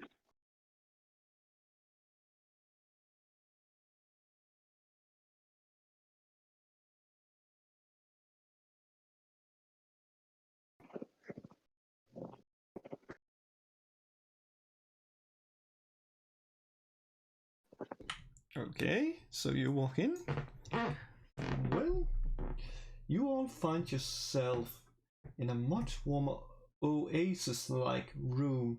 You can feel the beach of sand on your feet, and the smell in there is suddenly much more pleasant. On the other side, you see another door, but there is also water and a bridge. So, what do you do?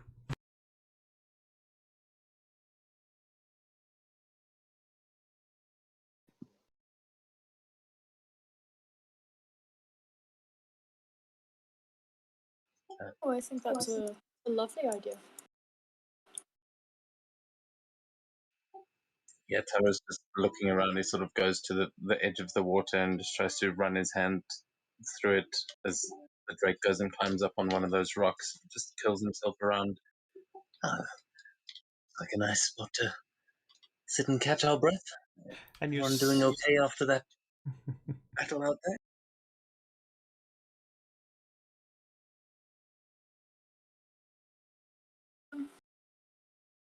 Kyleera will nod, but say, yeah, but I think 4D here took a bit of a hit.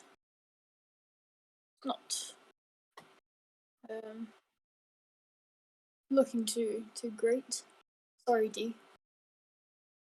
D shrugs, as if to say like, yeah, no, you're right. I don't look too great. Yeah. And as Taro touches the water, suddenly basically, sure, what is it called? Something comes up from the water and is biting into that hand. And it holds fat, and that reveals that a shark apparently is living in the water. And it is really, really liking your hand. No, give it back, give it back. And yeah, Taro's going to use his reaction to Push it away. He's going to use Gift of the Gem Dragon, and it needs to make a strength saving throw or be pushed back 10 feet as he just tries to like open his hand in its mouth and just push its jaws away from his arm and push the whole beast back off of his arm without taking his arm with it. Well, isn't there a button that asked you for that? I think it should do. Let me try. Oh, sorry, D&D Beyond, right? No, not the. I was not looking the. at. Oh yeah. No, I was. There we go. It rolled on D&D Beyond. Yeah. It's just Okay. it should like Yeah, I didn't instant. target, so you'll just have. Yeah. But I'm just gonna see. God damn it! Why does? Where is you? Here it is. I'll roll it again. There's No, it's fine. I'm just gonna roll and see what the shark says. Well, the shark is not letting go of that hand. That is delicious. It is really, really delicious. Let me just. Is it half damage if it succeeds? checking. Let's see, on succeed, On a it takes successful half. says half damage, yeah, and isn't pushed. Yeah, so it will just feel this like explosion in its mouth. And it's like. It feels like my hand is one of those boba tea balls, you know.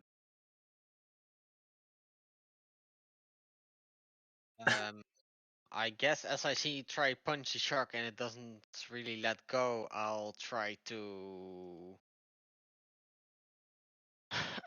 punch it with my draconic strike. But lightning this time. Oh shit, that's a good idea. Yeah, punch it. It was just his reaction. He gets a full turn. He'll go fucking flurry of blows on this thing.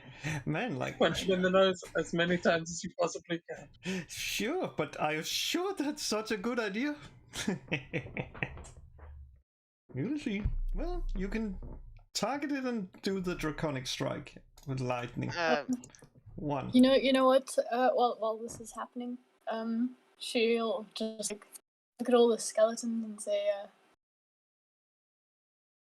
actually, no. Do you get disadvantage if you're not far enough away with like ranged weapons? With ranged weapons, it's if you're within 5 feet, unless it you has crossbow expert. But well, the shark at least it doesn't like that electric damage. Funny enough, let me just reverse that because it took the acid one. But Can I also does that that is it's an attack roll, right? Yes. When it says if something is an attack roll, oh no, sorry, I'm getting confused. Yeah, that is an attack. The reaction that I took. So when I do that, can I also make this thing my favored foe? Because this is definitely I've made an enemy, right? you can surely do that. Yes. And I guess since it still does let go, I immediately punch after it again, since I can make 2 attacks.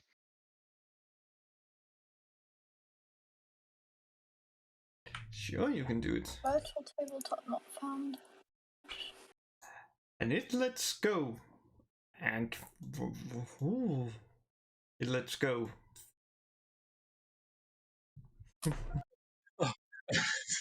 That's scrambling back away from the water. Oh, for some reason it's not letting me roll on Foundry. That's really weird. Why? Well, you never know now where the shark is. Maybe it's in the sand. Oh, damn it! Did the skeletons not get to fire their short bows? Nope, because the second basically it decided it wasn't worth going and it went under the water. So wherever it is. Yeah, you don't know.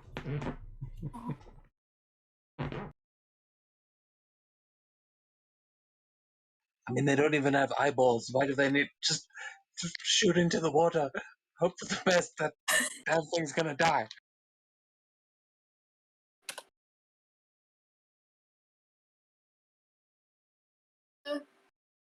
I mean, they can see, can't they? Yeah, they can. They have dark vision. Yeah, but they can't see, they don't have water vision. Yeah, so they can't really see the shark. They can see, even without eyeballs, I think. Yeah, don't ask me how that works. You know, I have it marked as my favorite foe. Can I try and use my ranger skills to try and watch the movement of the water and try and point out where it is? Like I'll even I'll use a produce flame cantrip, and then I'll say, all right, I'm going to throw this at the water as soon as I see something. You tell your your skeletons to fire as soon as I do. Okay. She's gonna tell the skeletons to ready their short bows. I just Hey, can I look just over the try bridge. and open the door You mean while that this is happening? you surely can try to open the door, and as you touch it, you don't see any handles, but when you basically places where you think the door handle is, there's suddenly like a fiery one, and on the other side is like a very nasty green one, and the door swings open. But yes, Taro, you can still try to do it, so survival with advantage.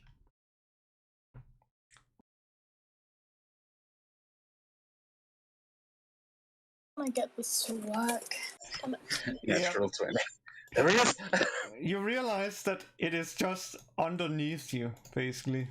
It's just swimming under the bridge. So if it really wanted, it could just come up and be like, num num num. Yeah, I try and throw the produce plate. I like lean over and try and throw it under the bridge. Sure, you can roll it with. Yeah, just do it. If it has an attack roll, do it with disadvantage.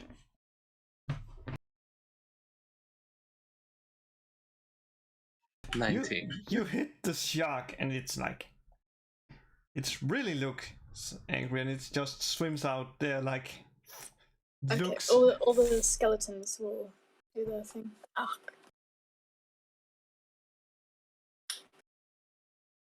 Oh, target again. Ah, there we go. Short bow. Normal.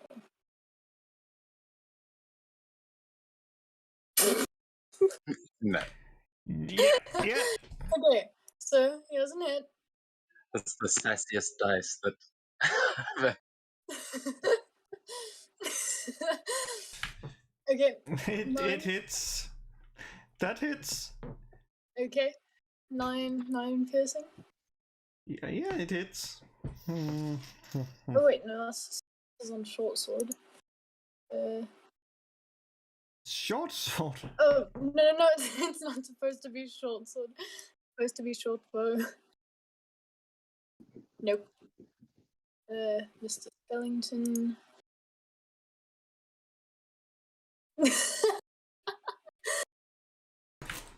It just swims and it's like just dives under the water, realizing Oh dang it! this is bad. Like, nope, not worth it.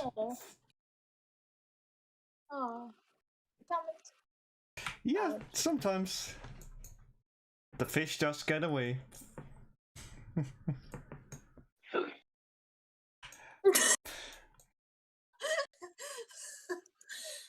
I mean, look, don't be mean to Jim. Yes, he's a good friend of mine. Also, there was an extra It's D4 of damage. I just like remembered. that song, Undead are better than people. Jim, don't you think I'm right? That one. Don't you know? No, but you're definitely going to have to teach me that. The only songs I know are those freaking ancient draconic poems about how dragons made the world and then gods pissed them off. Oh, yeah, Oh, the song's way better than that. Yeah, just back all for the you, other. you little shit. And he just like flips off the shark in the water and starts heading to see what Sizzle has found. Yeah, while you guys were fishing and singing, yeah, the door just swung open with weird red and green lights on the handles, or at least where it's supposed to be a handle. So I'm not sure what to expect from the inside. Can we even see what's inside?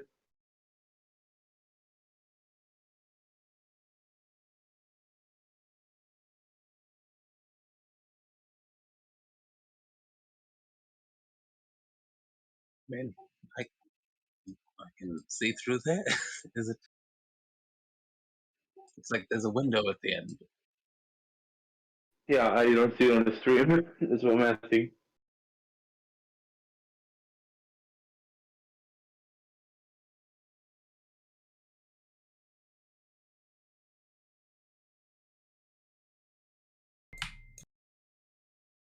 I mean, I can always send Lucifer to go and check it out.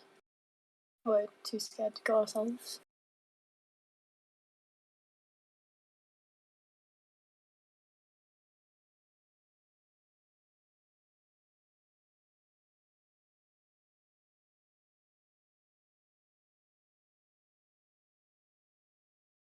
You know, sometimes I really wish I'd learned Draconic instead of Abyssal.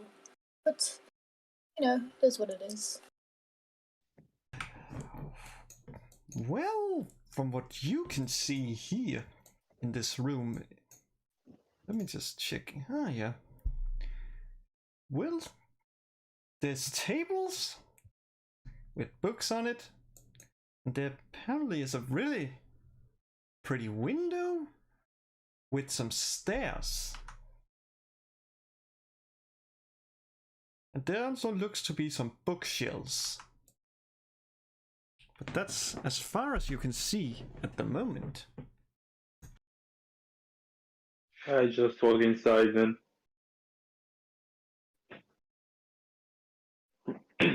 As you walk inside, you see two dragon statues. One of them looks like a dragonborn, like close to what dragonborns looks like. The other looks like, I think it's called a pterodactyl. Like, it looks like it could be a dragonborn, but the design is weird. But wait, quick question.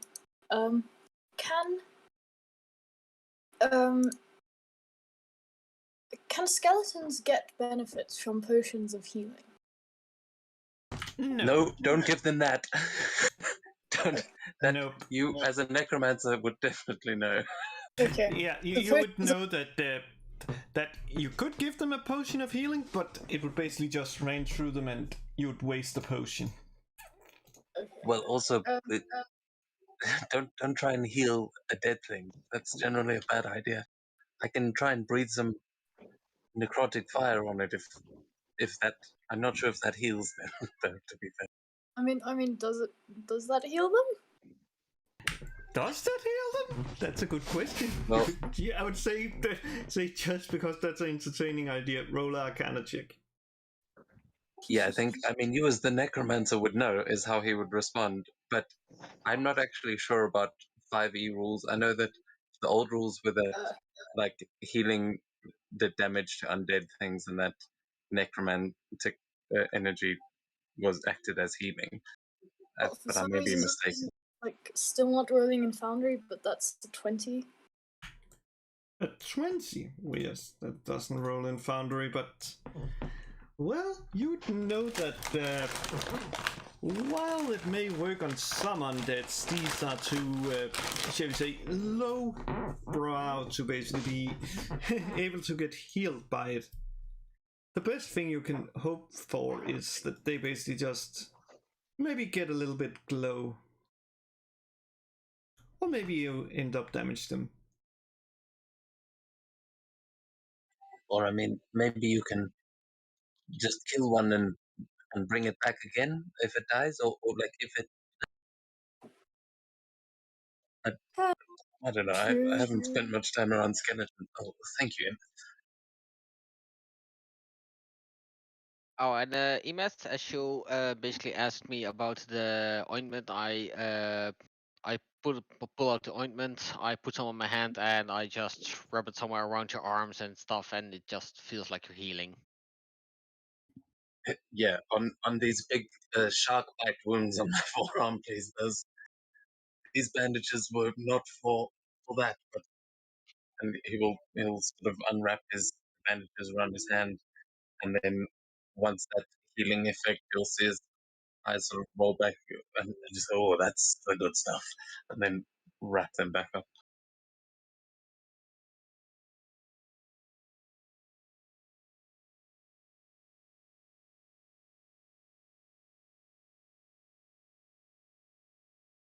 Yeah, don't put that on the skeletons either. It might just melt them.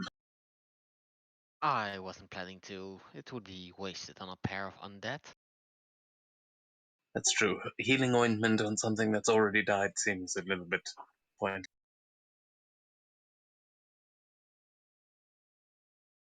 If Dee does die, I can just bring her back.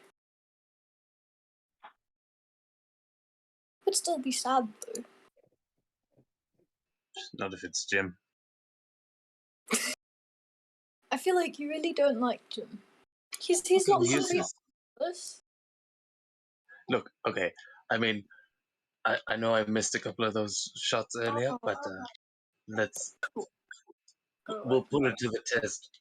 Sizzle, what are you seeing up there? Yeah, some statues. Yeah, nobody really here, but it's yourself from the last room. Might want to keep an eye on the statues. There's a staircase though. Might lead somewhere.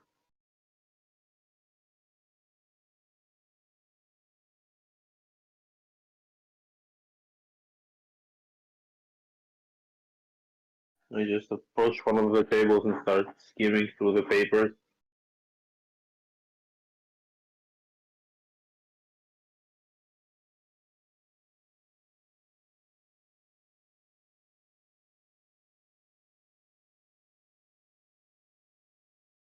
Sure. Oh shit. You can roll either a history, arcana, or religion check. I think I'm shit at all of them, so. One moment.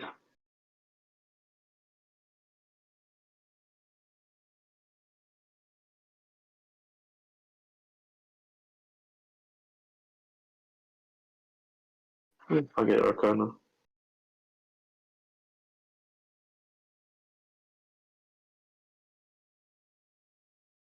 14. Well. What you find of paper is like it seems to be related to fire elementals or something, like speaking about some realm Muspelheim or something, apparently where there was like fire giants or something. It's not really, it's a bit like written, like just scattered, like someone just wrote it down, just this, just this, like, oh, gotta remember this. So it's a bit extremely hard to read, but it seems to be a book about fire giants, where they originated from.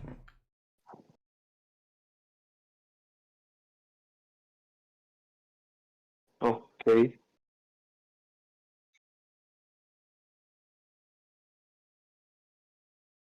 Is anybody else doing anything? I'm going to look around in the shells, see if anything catches my eye.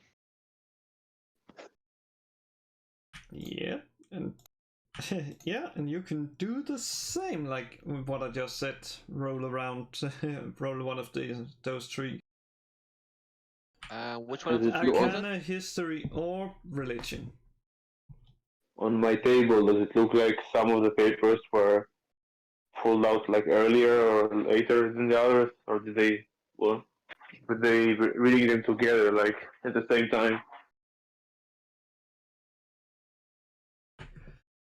Well, while I explain the other one, you can roll just I would say survival. Perception. Let's get perception. Emma's, what you find is like books about stuff like like multiversal madness and stuff like that just speaks, like it's like written by a madman, like, I saw a planet that was red. It was red. It was full of red sand. I could hardly breathe. Then I saw a big ball of fire. And it's like, and then I saw some giant giant horse of metal. It's like it's a raving from madman.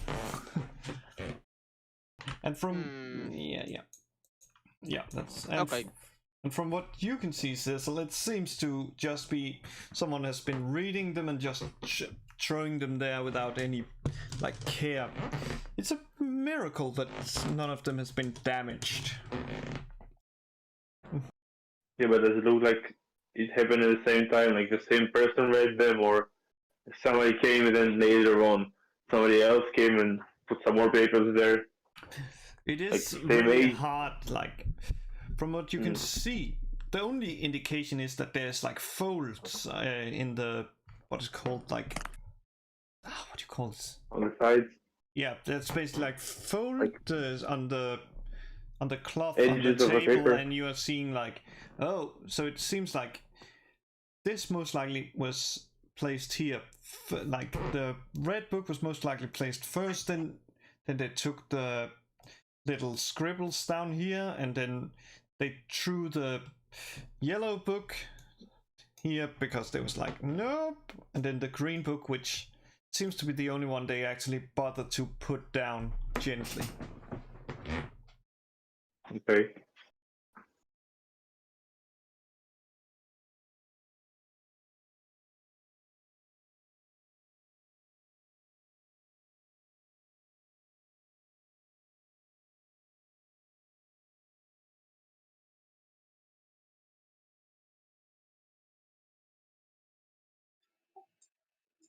Find anything good? Just keeping an eye on those statues.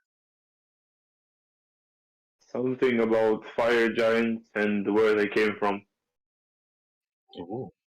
And here's something about some madman who claims to have seen a planet set up a great ball of fire or something. I'm not sure. Oh, goodness gracious. Sorry. Well, I guess you were right. Just books, huh? Seems like it. I mean, the only gems we found until now were used as door handles, so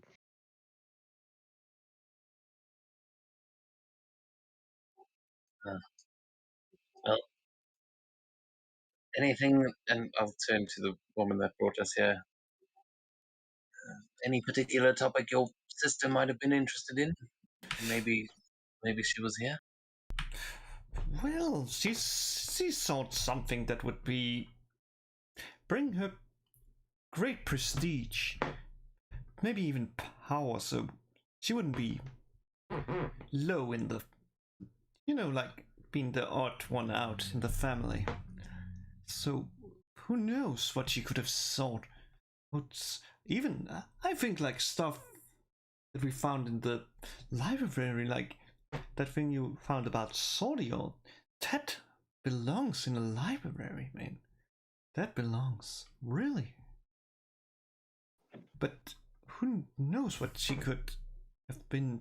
I must say, this one, and she points up at this statue, it looks really interesting. It's like, yeah, it almost looks like, and she's looking at Emis and Taro, it looks almost like you, though the beak of it looks weird. It has like a beak instead of like whatever Dragonborn's mouth are called, and it only has one horn, unlike most Dragonborns I've seen has two horns. Well, dragons can make themselves look like basically whatever the whoa, what the hell? And yeah, he'll just look up at it, and is that an eye in the middle of its head? I mean, I've seen some weird looking dragonborn, but never met one of us with one of those. Imaz, you gotta come check this out. I walk over and going to check out the statue. Got some pretty cool horns, but ever met someone with a beak? I can't recall I ever did. Might be some extinct type or something that's rare. Rare, I don't know.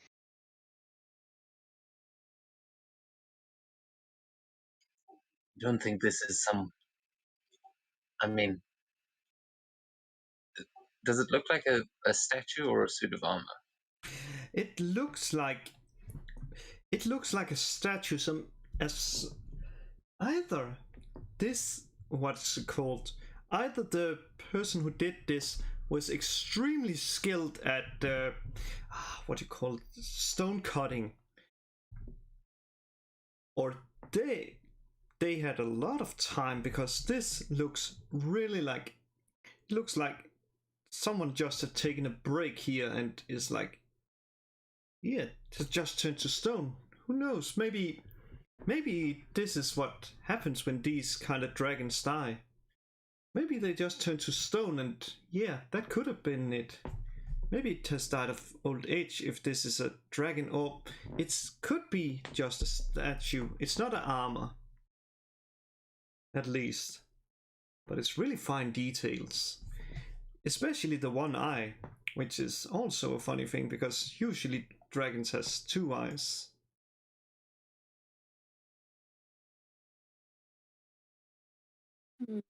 That's creepy, and if I'm saying it's creepy, that's really saying something. I mean, I walk around with 6 skeletons following me, so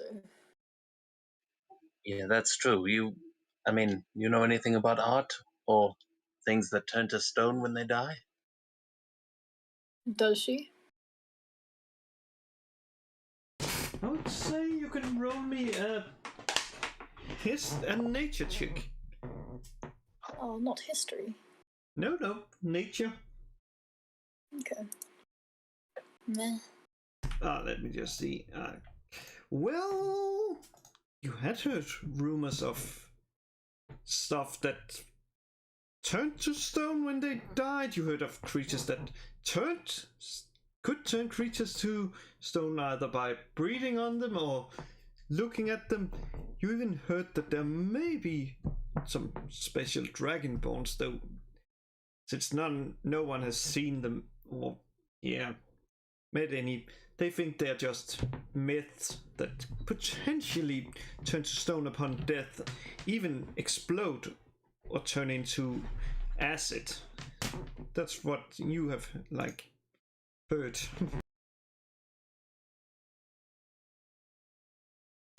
Well, are you sharing this?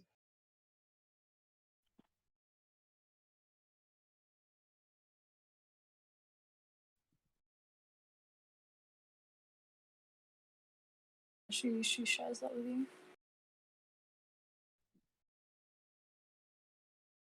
Oh, there's always some bullshit around what the ancient dragons used to do. Some people say, oh, their bones created the mountains and their piss created the rivers. It's all, and he just sighs and I feel like looks you have up a at very it. music taste, if those are the kind of songs you like to listen to. Well, it's not what I choose to listen to. I like sea shanties.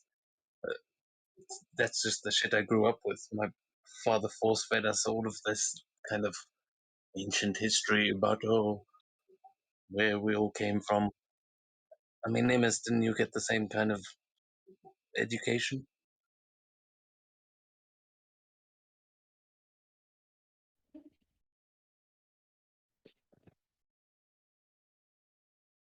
She just looks Amos up and down, like, you looking at the monk outfit and wondering to himself, like, how much of the world has this guy actually experienced?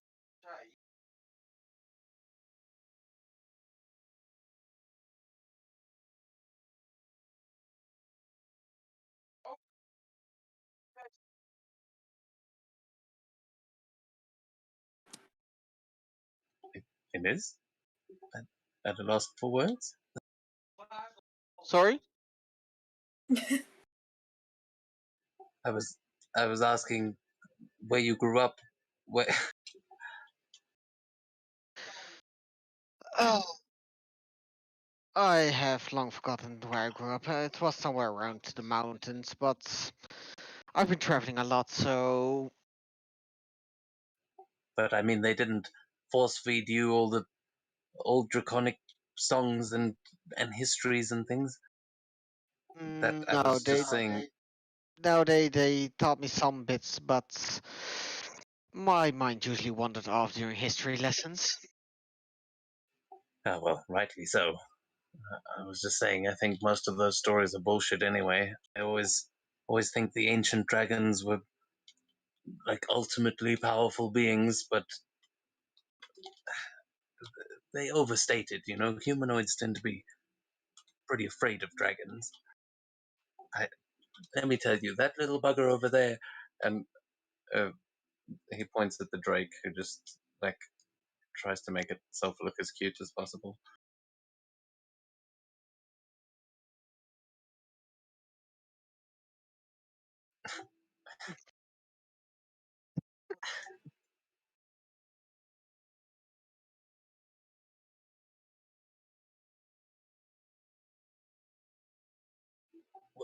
Well, I mean, history gets super complicated. I don't know it all. I also didn't care too much to learn it all. But did your sister have anything to do with dragons? I mean, if this is some kind of like lair of some ancient gemstone dragon, we should probably be aware before we start heading any further. Well, and she's like trying to look away, and it's like, guess didn't I mention that this place most likely is a dragon's lair? And she just looks very interested in that dragon, trying not to look at you.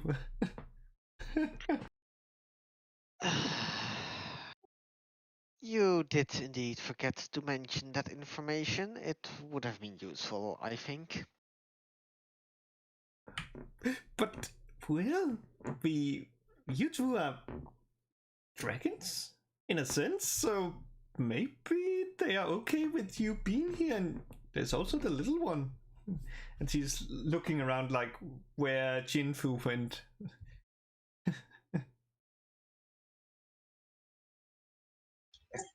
Taro just walks over to one of these like book trolleys, and he just leans both hands down against it, just sort of pinches the bridge of his nose as he shakes his head, going, "Fucking, just take a job." They said this will be fun. They said, "I oh, this is not going to go well." Well, I assume as long as we don't anger the dragon, it should be fine. Well, breaking into his hoard is probably going to piss him off. That's why I was sent to Arania in the first place, because dragons don't like it when you steal things from their hoards. And if these books are part of its hoard, shit. Well, to be completely Kyleera fair, kind we of just like didn't. looks at the books that she put in her bag. Oops. And it was now they realized they fucked up. Well, who knows? Well, she looks around. Well, who knows? Maybe it's a brass or gold dragon.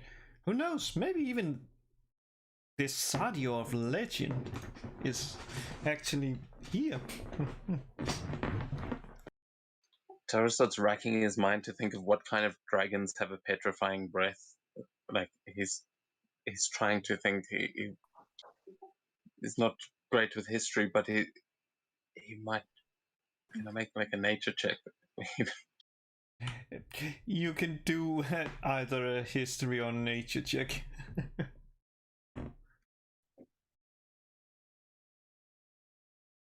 That was actually really good.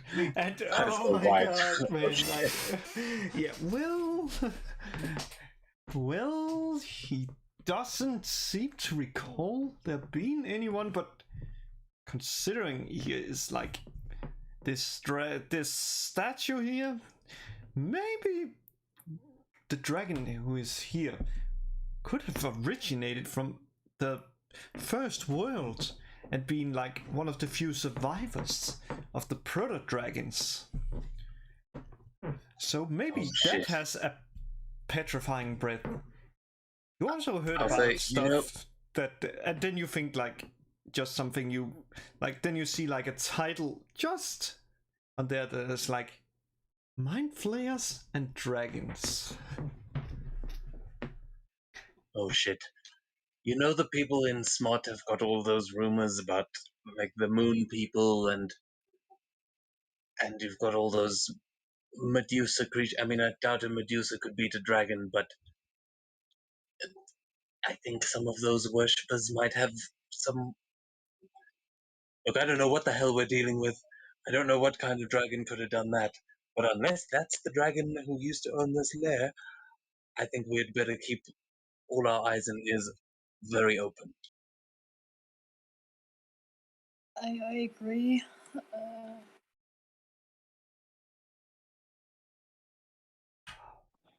Well, But hey, you know, most dragons can be reasoned with. I'm sure there's no reason this one won't have a brain in it. I guess we'll have to see how everything goes once we meet the dragon, if it's indeed the lair of a dragon. what's the worst thing it could be? Tentacle creatures that eat brains? no. Yeah, that's Taro's This exact character response. hasn't been traumatized yet. So she just like shrugs. Tentacle creatures. Those are cool.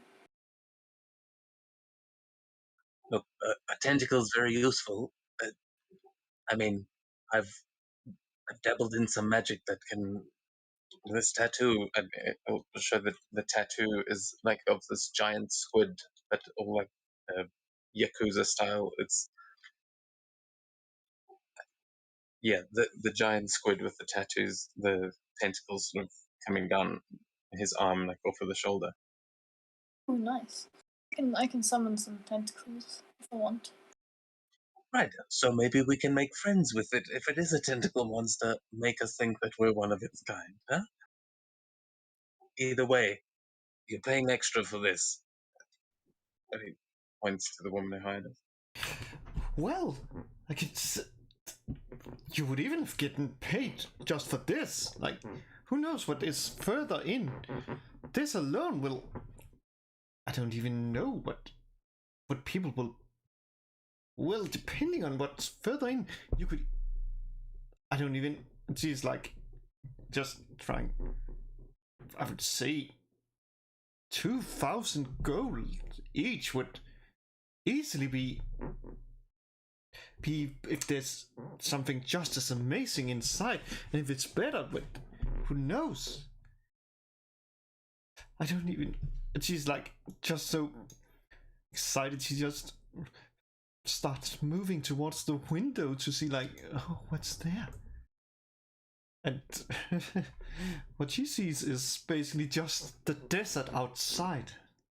It's like, that's weird, where you can see like, even though you didn't tie down your camels and horse, it is still there, standing there and being really, really like, yeah, it has apparently found some greenery in the desert. Weirdly enough, it starts chewing that and seems to be the only reason why they haven't run it off.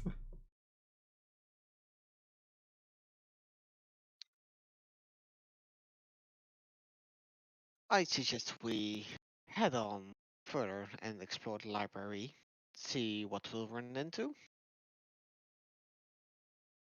Sounds like a good idea. So, all in agreement? Yeah, Taro nods and Yeah. carries on muttering under his breath.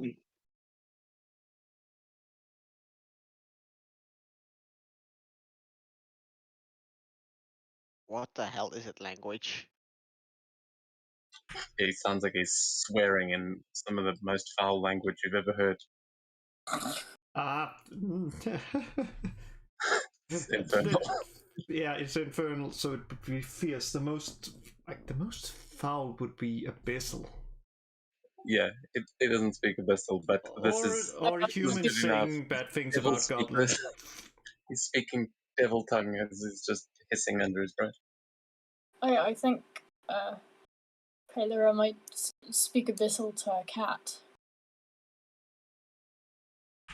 Technically, I don't know if it would understand. It didn't give the language, but that's fine. But I presume you all go down the stairs, or do you stand and look at a little bit out of the windows? Because I'll guess we'll head down the stairs because that's the path forward. Yeah. Are you sure Take a you want to look do that? at the window before we go downstairs. What did you say, Sissel? And I'll look at the window before going downstairs.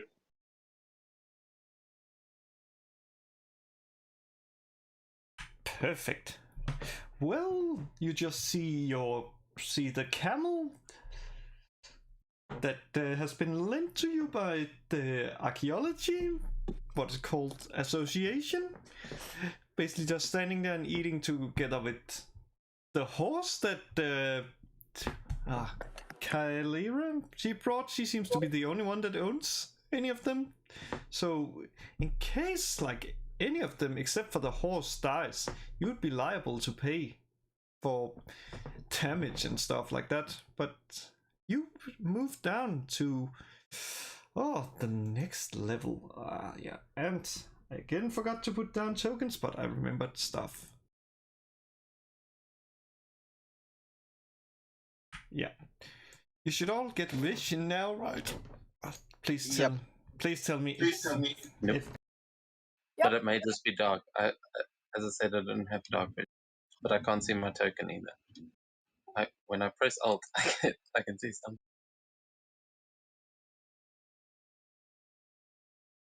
What about now? Nope. My whole screen is completely black. I might need to reload. That's so weird. What happens? What about you, Kyleera? Can you see? Oh, yeah, I can see. Good. I just gave everybody that doesn't have GM vision a torch so they can see. It doesn't really matter since you should be able to see. Yeah, there is light here. I think it might have just been my maps I'm renoting. Yeah. But that's a to go to the next. As you walk down the stairs, you now find yourself in a dark room that is heavily illuminated by numerous bookcases that shine with a bright yellow light, as well as the floor beaming with light of the moon. There are some. For most of you, it doesn't really make sense, though for Amos, it seems to be really old draconic letters. But because of his runekeeper, he can read it. And it is on each of them. And they form a circle in the central and around the central column. There's various illustrations on the ground, and a mirror is already underneath looking at them. And you hear the same voice that basically welcomes you and is like, you hear this echo. Now entering the Vault of Chronicles.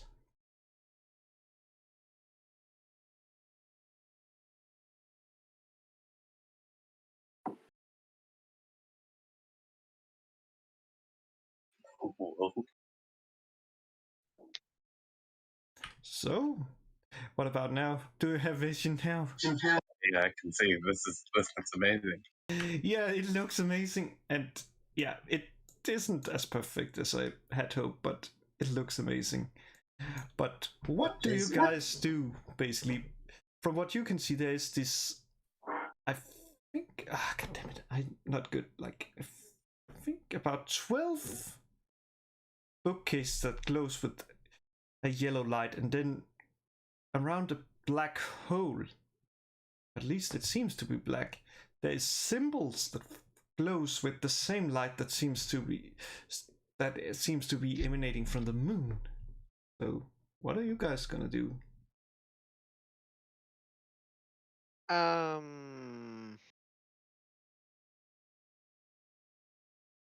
I'll just try and see what happens if I throw a silver coin at the black hole thingy. Well, you throw the silver coin, and it basically actually give me a strength one to see how good you throw it. Ranged is dex, right? Oh yeah, you're a monk, so you can use sticks because of the martial artist thingy. Well, yours is basically landing here, and it like stands there, and it stands on its edge. It's really amazing. It's like almost like a parlor trick. Before it starts rolling, and it rolls around like there's something on it, like it's actually a ground on it. Like this is like some kind of magic or something that hides stuff. Or maybe it's magic that creates ground. It's hard to say, but the coin is just rolling around until it finally falls down and lands on the bow.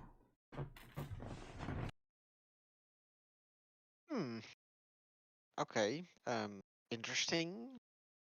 That coin just started moving about, but anyone have any idea what we're supposed to do with this thing? Well, it's numbered 1 through 12, which in the old world was the months, I think.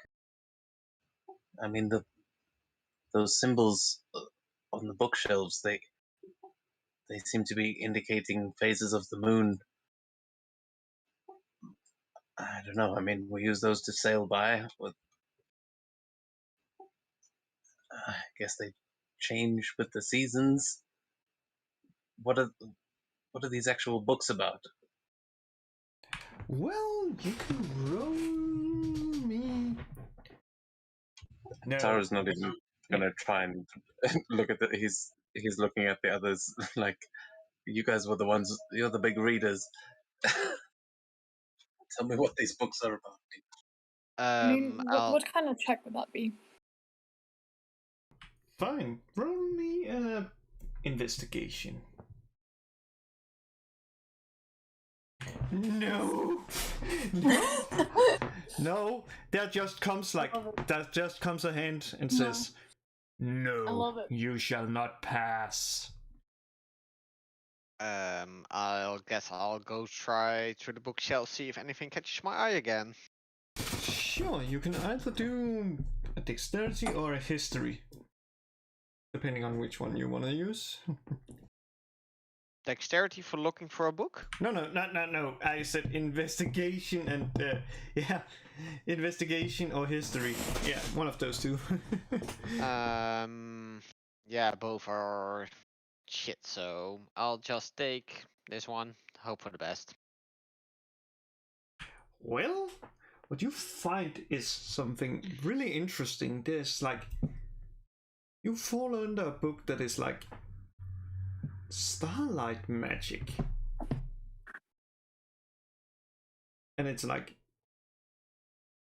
it's about stuff like how you pull magic from the stars, though most likely since you are a monk it doesn't make much sense to you. Also,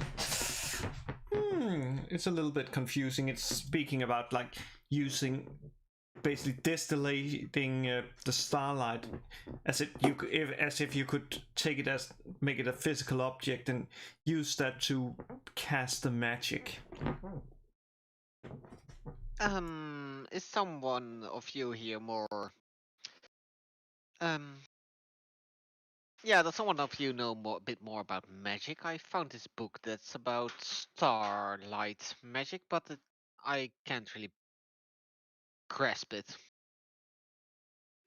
Star magic? Was it gift magic? It just talks about using starlight to make something and then use it for spells or something like that. I'm not sure.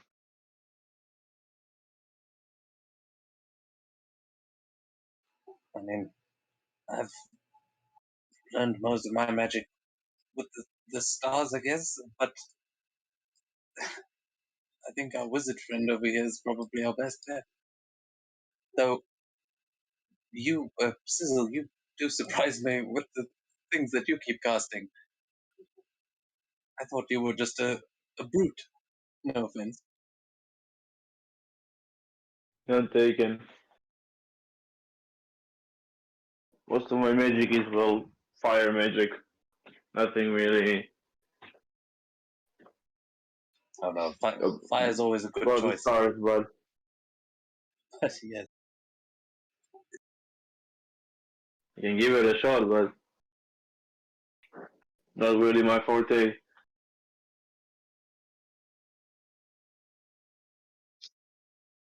Fine with me if you think you can make sense of it.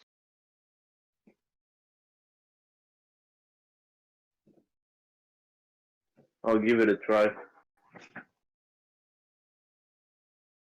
And I hand you the book. Well, I would say give me a Arcana check.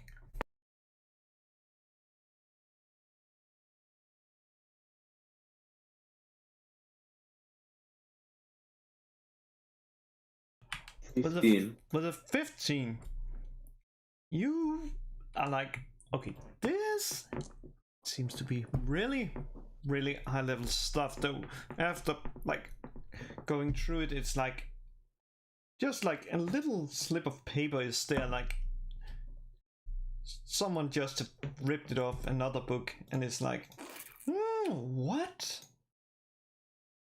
And you discover a way to make your weapon now glow for 10 feet. Kind of like the moon-touched weapon. And looking at, I don't know if Taro, what's called Emis, has showed the short sword yet, but if he has, I've used it to make light for myself. So yeah, you think that this may have been how they made those moon-touched weapons, though seems you need a little bit more expertise in arcane magic or smithing or something if you want to have like that as a permanent. This seems more like, okay, you cast it and it lasts for a short amount of time.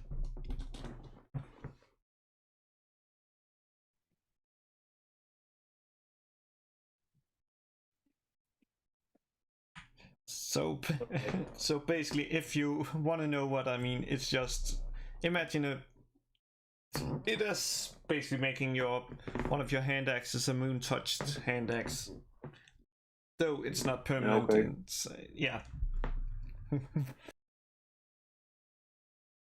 Meanwhile, Amira has looked like over these and is like, yeah, and is like starting to talk about some post-it. Hear my song and heed my call, or perish just like them all. A day flies like the wind. If a month could only sing, the seasons would all then bring, and what none of us can think, eternity and hope in a land full of smoke.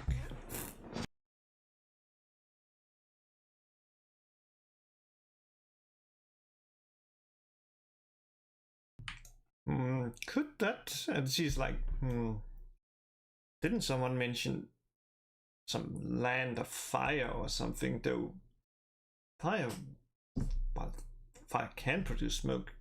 It doesn't make sense with the rest. I've heard myths about the mists. Maybe that's what it means, but who is that poem to? Where did you read that? Miss, and she thinks, and let me just. Come on, give me a little one. Give me something. Come on, be nice. Well, it was in a book about the seasons, as I recall. I don't know what this has with the seasons, but it's super weird.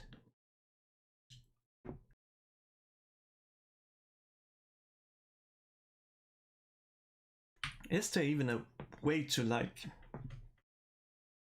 progress further? Because and she's like just stepping out on this one here. Yeah, I don't know. Wait a second. Does she? Oh, She went. she jumped into the black hole. Yeah, she just walks and yeah. Now I know exactly what they've done. They basically just placed a layer on top of it. Interesting. But well, now she just walks and is like, well, seems there's nothing like down there. So how do we even progress? There gotta be somewhere because I don't see my sister anywhere. So unless she left, well, there gotta be a way. Well, Does this is where the coin something landed. happen if I use if I trigger my moon touch ward like I have to see even, and then walk up to the darkness? As you walk up to the darkness, you see where at the darkness? You mean just here? Or any other place? Yeah, just around the edge with my sword in front to see if anything even happens with the moonlight it produces. You see, it basically seems to. You see a staircase just in front of you.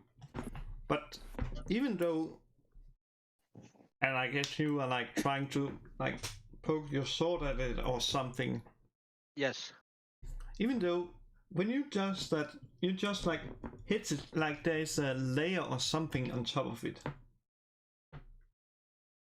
So there seems to be something blocking it, which is why she can walk on top of this thingy.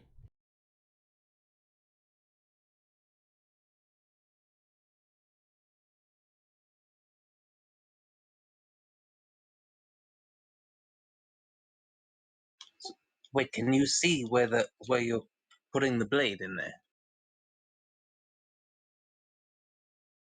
I can somewhat see it, but there seems to be something blocking our path forward. I'm not sure what. Just this is basically what you see, and I don't know why it's reversed, because it should really be on your side, but this is what you see like when you hold the sword, this staircase. I will then. Can I try and? I mean, this is a bit of a rule of cool on the description of the spell because it's usually with flames. But I would like to try and cast thaumaturgy on his sword and use the effect that would make flames change color or get brighter, and just try and brighten the sword as much as I can. Well, what you see is basically you can see the staircase, but all of because of the light. Now everybody can see them, but it doesn't seem to be a way since what she called tries to walk and is like just walking on top of it, basically just as you saw before. So it's like there is a force field or something that blocks it. Oh, I see. So there's like a lid, and then the staircase goes down. Yeah, basically, if you imagine this like a lid, then this here is like the only reason is that they are basically clever. They used light to hide it, but just a trick here. But yeah, I just revealed it for you. These star mages, yeah. I mean, if it's revealed by the moonlight, then I think we should be able to see through it now. Yeah, you can see it as long as what is it called? Amos, he holds up the blade. If he like sheets it, it basically goes back to being black, as before. Maybe we can find some form of a clue in this room to see how we can open it, if we can open it. Or maybe the lid is the darkness. What if you try and go down the stairs? Does it work for you? I try to hold the blade out by the stairs, see if anything happens even at all. Well, as you come here, the light on let me just see what's happened here. Yeah, it gets a little bit darker, and though some of this, what's called like, some of these here. Let me just see if I can remember how it is done. Yeah. You see, like some of them goes out in a certain order. Let me see. Wrong. So as you step there, let me just yeah, perfect. It should be dark. So you see like them there, and then they just turn on, and it's the pattern basically repeats multiple times, like there. But there seems to be some pattern on it. The light, as long as you stand there. So it's from what you can gather, and this is a freebie, it seems to have something to do with this, with the bookcases. It went 2, 5, 8, 10. I think that was the order. Well, check the bookcases. Clever.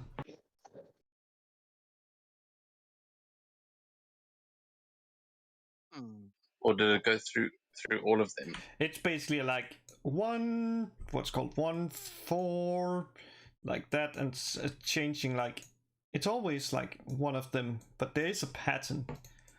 If you want, that you can all roll an intelligence check and see if you are like quick enough to memorize it. But and you can do it with advantage since you seem to write it down. Oh my god! Well, I watched it. It goes 1 skips 2, 1 skips 2, 1 skips 2, 1. Let's just see what. Holy shit! Seems this is gonna be an easy room for you guys.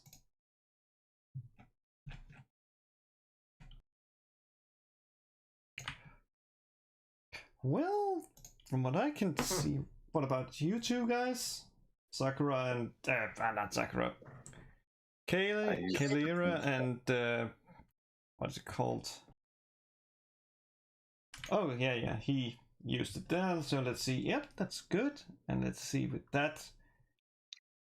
I was about to say, like, how can a wizard has worse intelligence than the Dragonborn, because I thought 10 was that, but well, with that you basically have seen, like, it seems that each of these what's it called, bookcases is like skipping, like one of them goes out, and then between there's like 2 between that is lighted, and then the next one is the light goes out. So if we say 1, 4, 5, yeah, like this. That's what I said.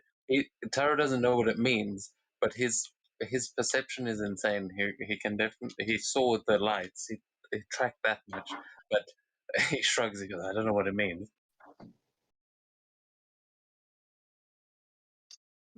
How? I'm not sure. Maybe the symbols around the stairs are related to it. Yeah, what are these symbols even? What is it? Well, and the mirror is like standing on this one. This one could be a bard, this could be a wizard, this could be a barbarian. I'm not sure what this is. Maybe a ranger.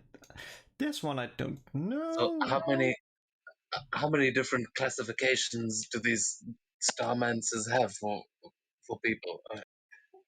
It seems really specific. I don't know because I'm just what sees. I'm not sure if that's even what they mean because, like, is there even enough like for people? I'm confused. What is this thing? It looks like a sleeping man. What?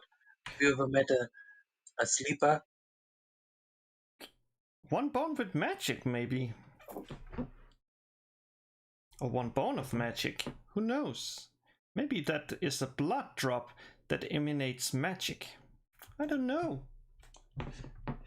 That one that confuses me the most is, and she steps this one, but like, let's see. And she's like thinking. And it's like, could it be something with something that is far off and always happens? And it's split in 3. So there's something that is far off and always lasts 3. Maybe that's it. But I don't really know what that means.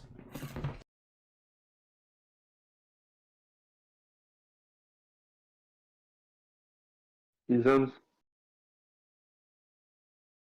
4 seasons, 3 months each. Maybe. It goes with your song. That could be it, though. Though, how do we make, like, so what does it mean that, yeah, even if it's seasons, then what does it mean? How do we even, there gotta be some solution to this. I mean, if there's a door, it usually has a key. So, what if it's like elemental magic or something for each season? Oh, interesting. She's like running to down to this and start looking around and trying to see if she can find anything that is like related to seasons. I will scan this one and see if there's anything that's like written in primordial. I'm looking for anything old. I'll investigate the first bookcase that keeps turning off. Good. That's this one here, I think. Yeah, I'll go to the last one that keeps turning off then. Let's see, the last one, I think The 10th, it would be the 10th. 11th, 1, 4, Well, Taro, 7th, yeah. you get really sad. There's no books about that. There's only stuff like Dragonborns. There's some really nasty books like Dragonborns? Spawn of incest or something. It's like, Yeah, he just rolls his eyes at all of the Dragonborn stuff. He's like, oh god, damn it, I don't want to read smut. This is why I wasn't looking in the shelves in the first place. Just hate fake news. Damn it. yeah, but I can tell you this much. Kyleera, Sakura, which bookshelf was you looking at? Just to make sure.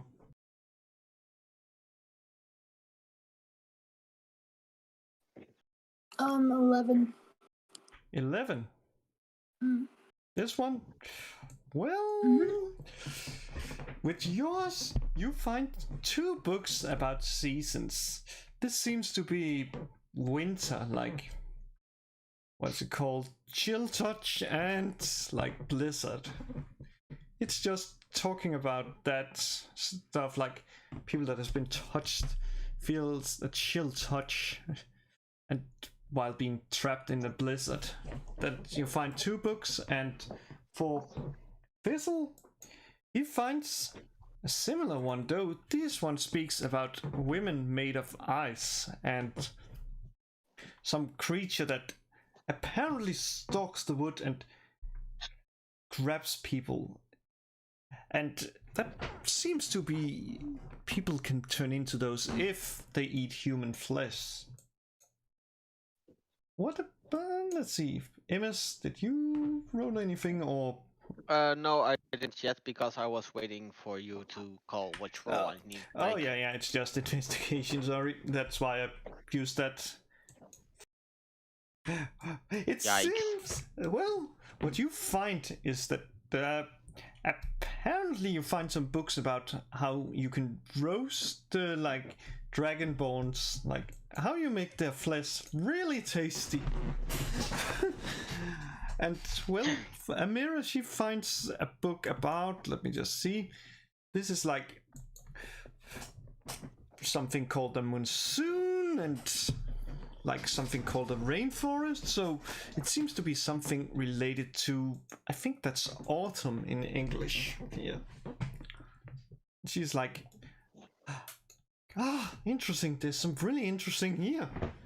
Maybe, maybe, and she starts like walking over and is like, maybe, and goes over and lays them on. Let me just check if I'm correct. Nope. She walks over here and places one here and one there, and they start glowing, these two symbols. Oh. You think it's a book for each of the seasons?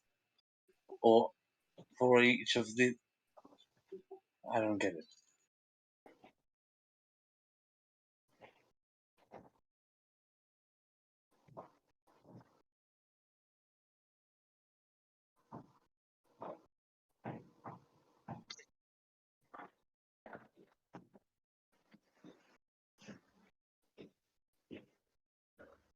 Well, let's see.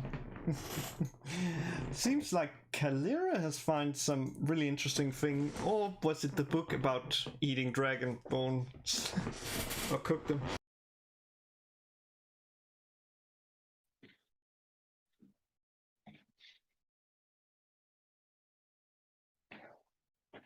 But what do you guys do? Like, at least it seems these books glows. Are there any books on clerics that I can see? Just looking around.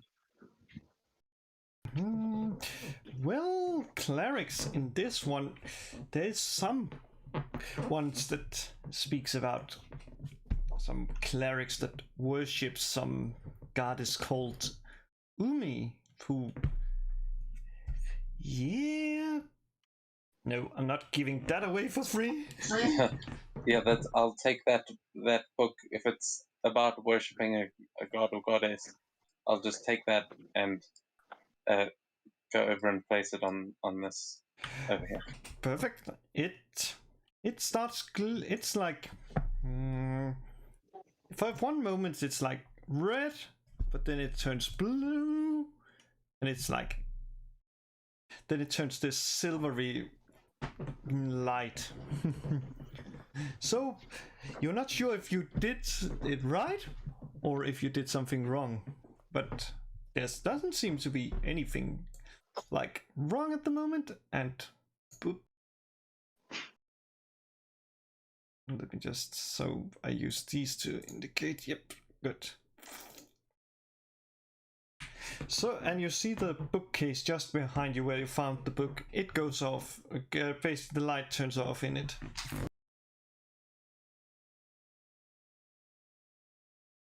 Can I look for a book about druids then on my shelf? Yes, you can. And I would say because you have such a good role, I would say you find a druid. Something you haven't. It's a weird name, but maybe it's written in Elvish, and I don't think you read Elvish, but at least it's a scaly or something. I think I comprehend languages. It helps me read as well, not only talk. Yeah.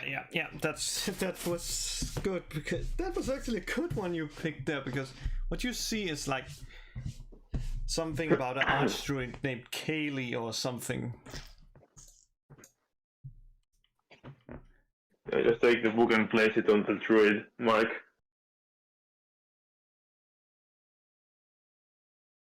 God damn it! Where is this one?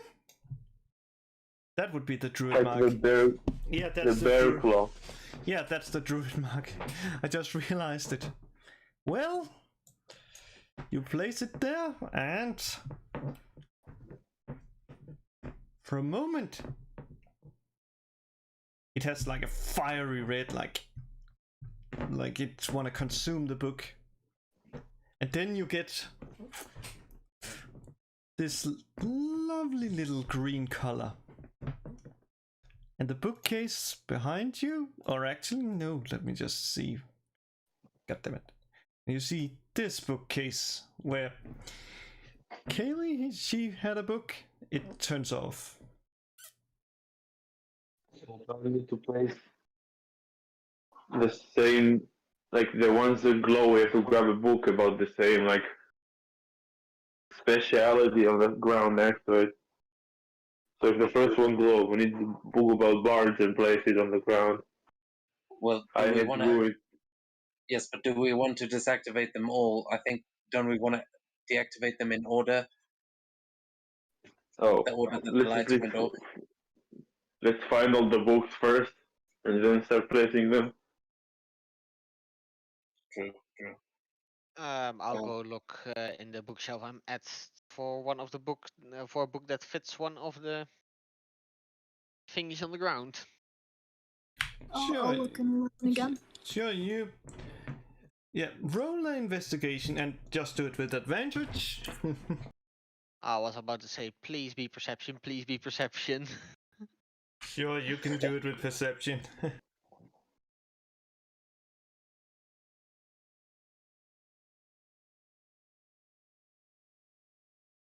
Well, what you find in that bookshelf is really interesting. What was it you said you was looking for?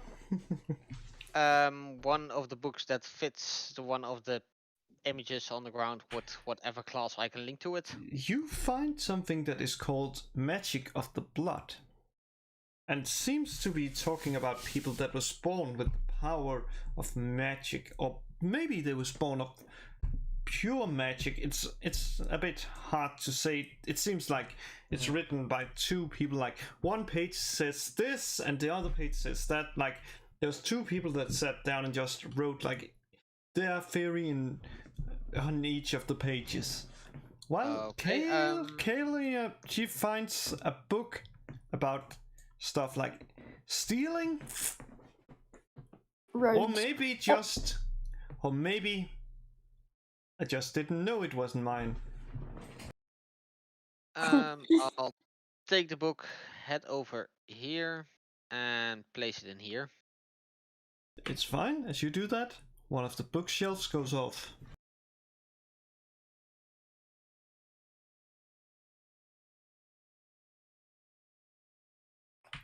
And let's see what you find. You find like this, like how to train your dragon. Taro. Oh, holy shit! I'd better keep this one, but I'll take that one over to the ranger. Perfect. And it goes off.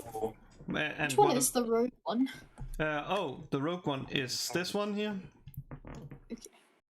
Next up, I'll start searching in this bookshelf. I'll Yeah. search. God damn it. Number 12. Okay, this one, yes. Give me one and no, let me just see your. Let me just check your passive because. Oh, that's fine enough. You don't even need to roll. You find like stuff like. You find stuff like. The great Malbocha. And you. It seems to talking about people that makes pacts with creatures like. You're not sure if it's a fiend? It could be a celestial. It could be something else. I guess that book belongs here. You are correct. And that would be the warlock one. Yeah, the warlock one. My passive investigation is 21. So do I need to roll? No. I'd say it was just to check to see if you could actually hit something. But let's see. Yeah. God damn it. What's the other one?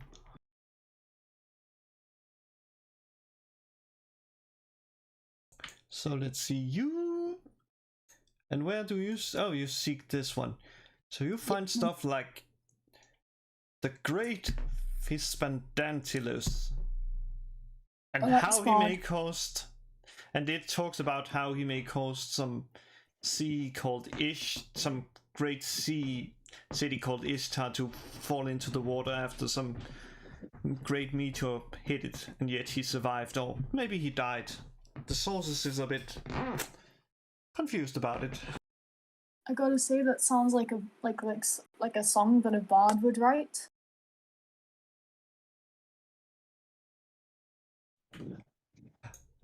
Are you so you gonna place it on the bard?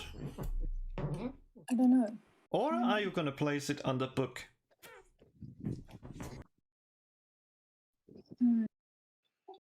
Meanwhile, we can head over to Taro while you think about it. And you go around here and there's like stuff like the great. Like there's stuff like astrology and skies, and there's even something about druids. There's even a name, weird enough. You can find something here like how a mortal goblin seduced a fish. That's Oh, definitely this- hard. Well, I think it's about Guk. My father used to tell me stories. I mean, we can try it. We've already got the druid one, right? Oh yeah. Sorry, I turned on the wrong one there. Yeah, perfect. We don't have the barbarian one yet. Yeah, I'll search the first one if nobody did yet. It's still glowing. Yeah, this one was off, right? Because that was the first book I found. It was off, but I realized that I made a mistake. Because yeah, it's not easy to remember them all. But I guess Taro goes over and places it on this mark, or maybe on the druid mark. Well, I can't tell. Is it about Guk the goblin? It is about Kirk the Goblin. Then I guess I would go over to the barbarian mark. But And you, so yes, and you're actually clever because, yeah, that was a trick. yeah, It was someone has apparently misplaced it because it was supposed to be in this bookshelf. It's just like yeah. Oh yeah, and Kyleera asked a question. Someone with knowledge, when I say Fispandantilus, that should be a great hint of like which one it belongs to. Tej ultima albo przynajmniej masło. Myślałem się Taro here. Oh, is that dude a wizard? oh, Fizban. Yeah. Oh fuck! I realize. Yeah.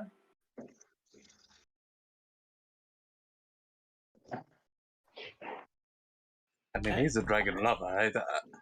I'm surprised you found one of his books around here. All the other things seem pretty hateful. So, just 2 left then, but there's still quite a few. What do we still need? A paladin, Bard. a sorcerer, and No, we got Um, sorcerer. did we? Yeah. Oh, that was one of the ones that she got. Okay. No. It was someone else who got it, but it was the born with magic stuff. Oh, I missed that. All right, check this one.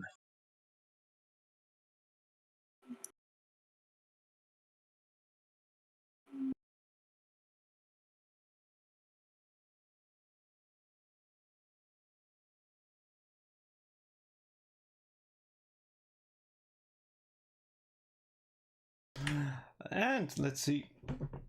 Oh yeah, what was it you were searching for, Jerry? I mean, Cecil. Any of the missing ones, nothing specific. Okay, let's see what you're missing. Well, oh, this is good. This is really good. You find like the great legends of the Moon Warrior. An epic tome, or maybe legend. Or was it? Or is it Starlight Night? It's a little bit. While your comprehend languages let you read it, it's like it could be in this language. It could be understood as either Starlight Night or as what's called Moon Warrior. It's a paladin or just a fighter, so I'll just wait with it. Good. And let's see. And Taro looks here and is like, oh yeah, what would this? Oh, what's the title of this one? This is interesting. This is like The Wanderer of Time. And it says stuff, let's see what, and the name is written, there's Yagi of Tori is written on it. It's called The Wanderer of Time, it's Yagi of Tori, Wanderer of Time. So, yeah, where do you think that should be placed? You have the last two. I'll flick it open and see if it has like songs written in it. That sounds ominous. I don't know. Okay. What languages? Let's see, you speak. Speak giant, infernal, primordial, and draconic. This one is written in a. It seems to be music notes, like interesting, like that. It's like interesting. Yeah, that's the first. He just looks more at the way sentences are structured, and if there are music notes, he obviously goes to the bar. Good. You do that? If I say now that it turns red. No, it's not. It basically glows. It like there seems to come like illusionary music notes from where you stand, and it's like the what's called the bookshelf turns off. I think. I guess Jerry he would be going to this one and placing it on this symbol that I'm confused about. Yeah, that's the paladin one, sure. I guess it's paladin because the wings and the shield. Mm-hmm. And just as you say that, a huge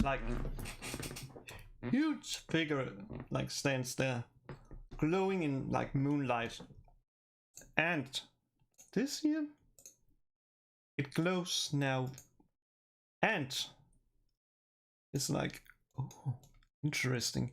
And she walks over, and there's like, just because she thinks like, oh yeah, most likely not having, but she just falls down the stairs and takes four. That's not how stairs work, darling. And you seem to have solved the puzzle. It's not how stairs work, darling. Yeah, if you didn't already have that, I would have given the inspiration for that joke. Iconic. Yeah, it's a fun one. So I guess you continues. Yeah, he says this as he's walking past her on the stairs.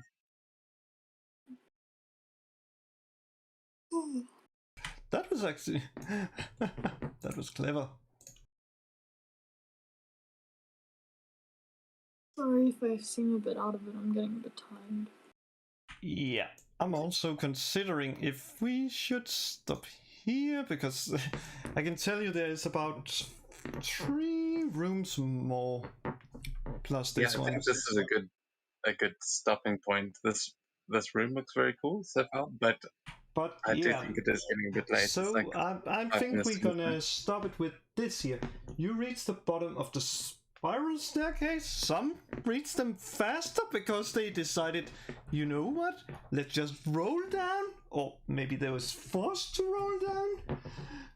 And you now find Down the yourself stairs in a position. room filled with a huge model that seems to depict this realm, or maybe it's another world's solar system in the Looks middle really of it. cool. The ground looks as you're walking on the emptiness of space, as stars and nebulas can be noticed in the far distance of it. You look at it long enough. It is rather breathtaking sight, and the amount of bookcases around you is probably the only thing that feels familiar here. And as a mirror she reaches the bottom, you all hear, like, up through the staircase, a ringing voice calling, "Welcome to the cosmic arium." And this is where we will end it for now. Since, yeah. Took a little Thank you. while. Yeah. That was a lot of fun. I really enjoyed my. Yeah, that was awesome. Thank you.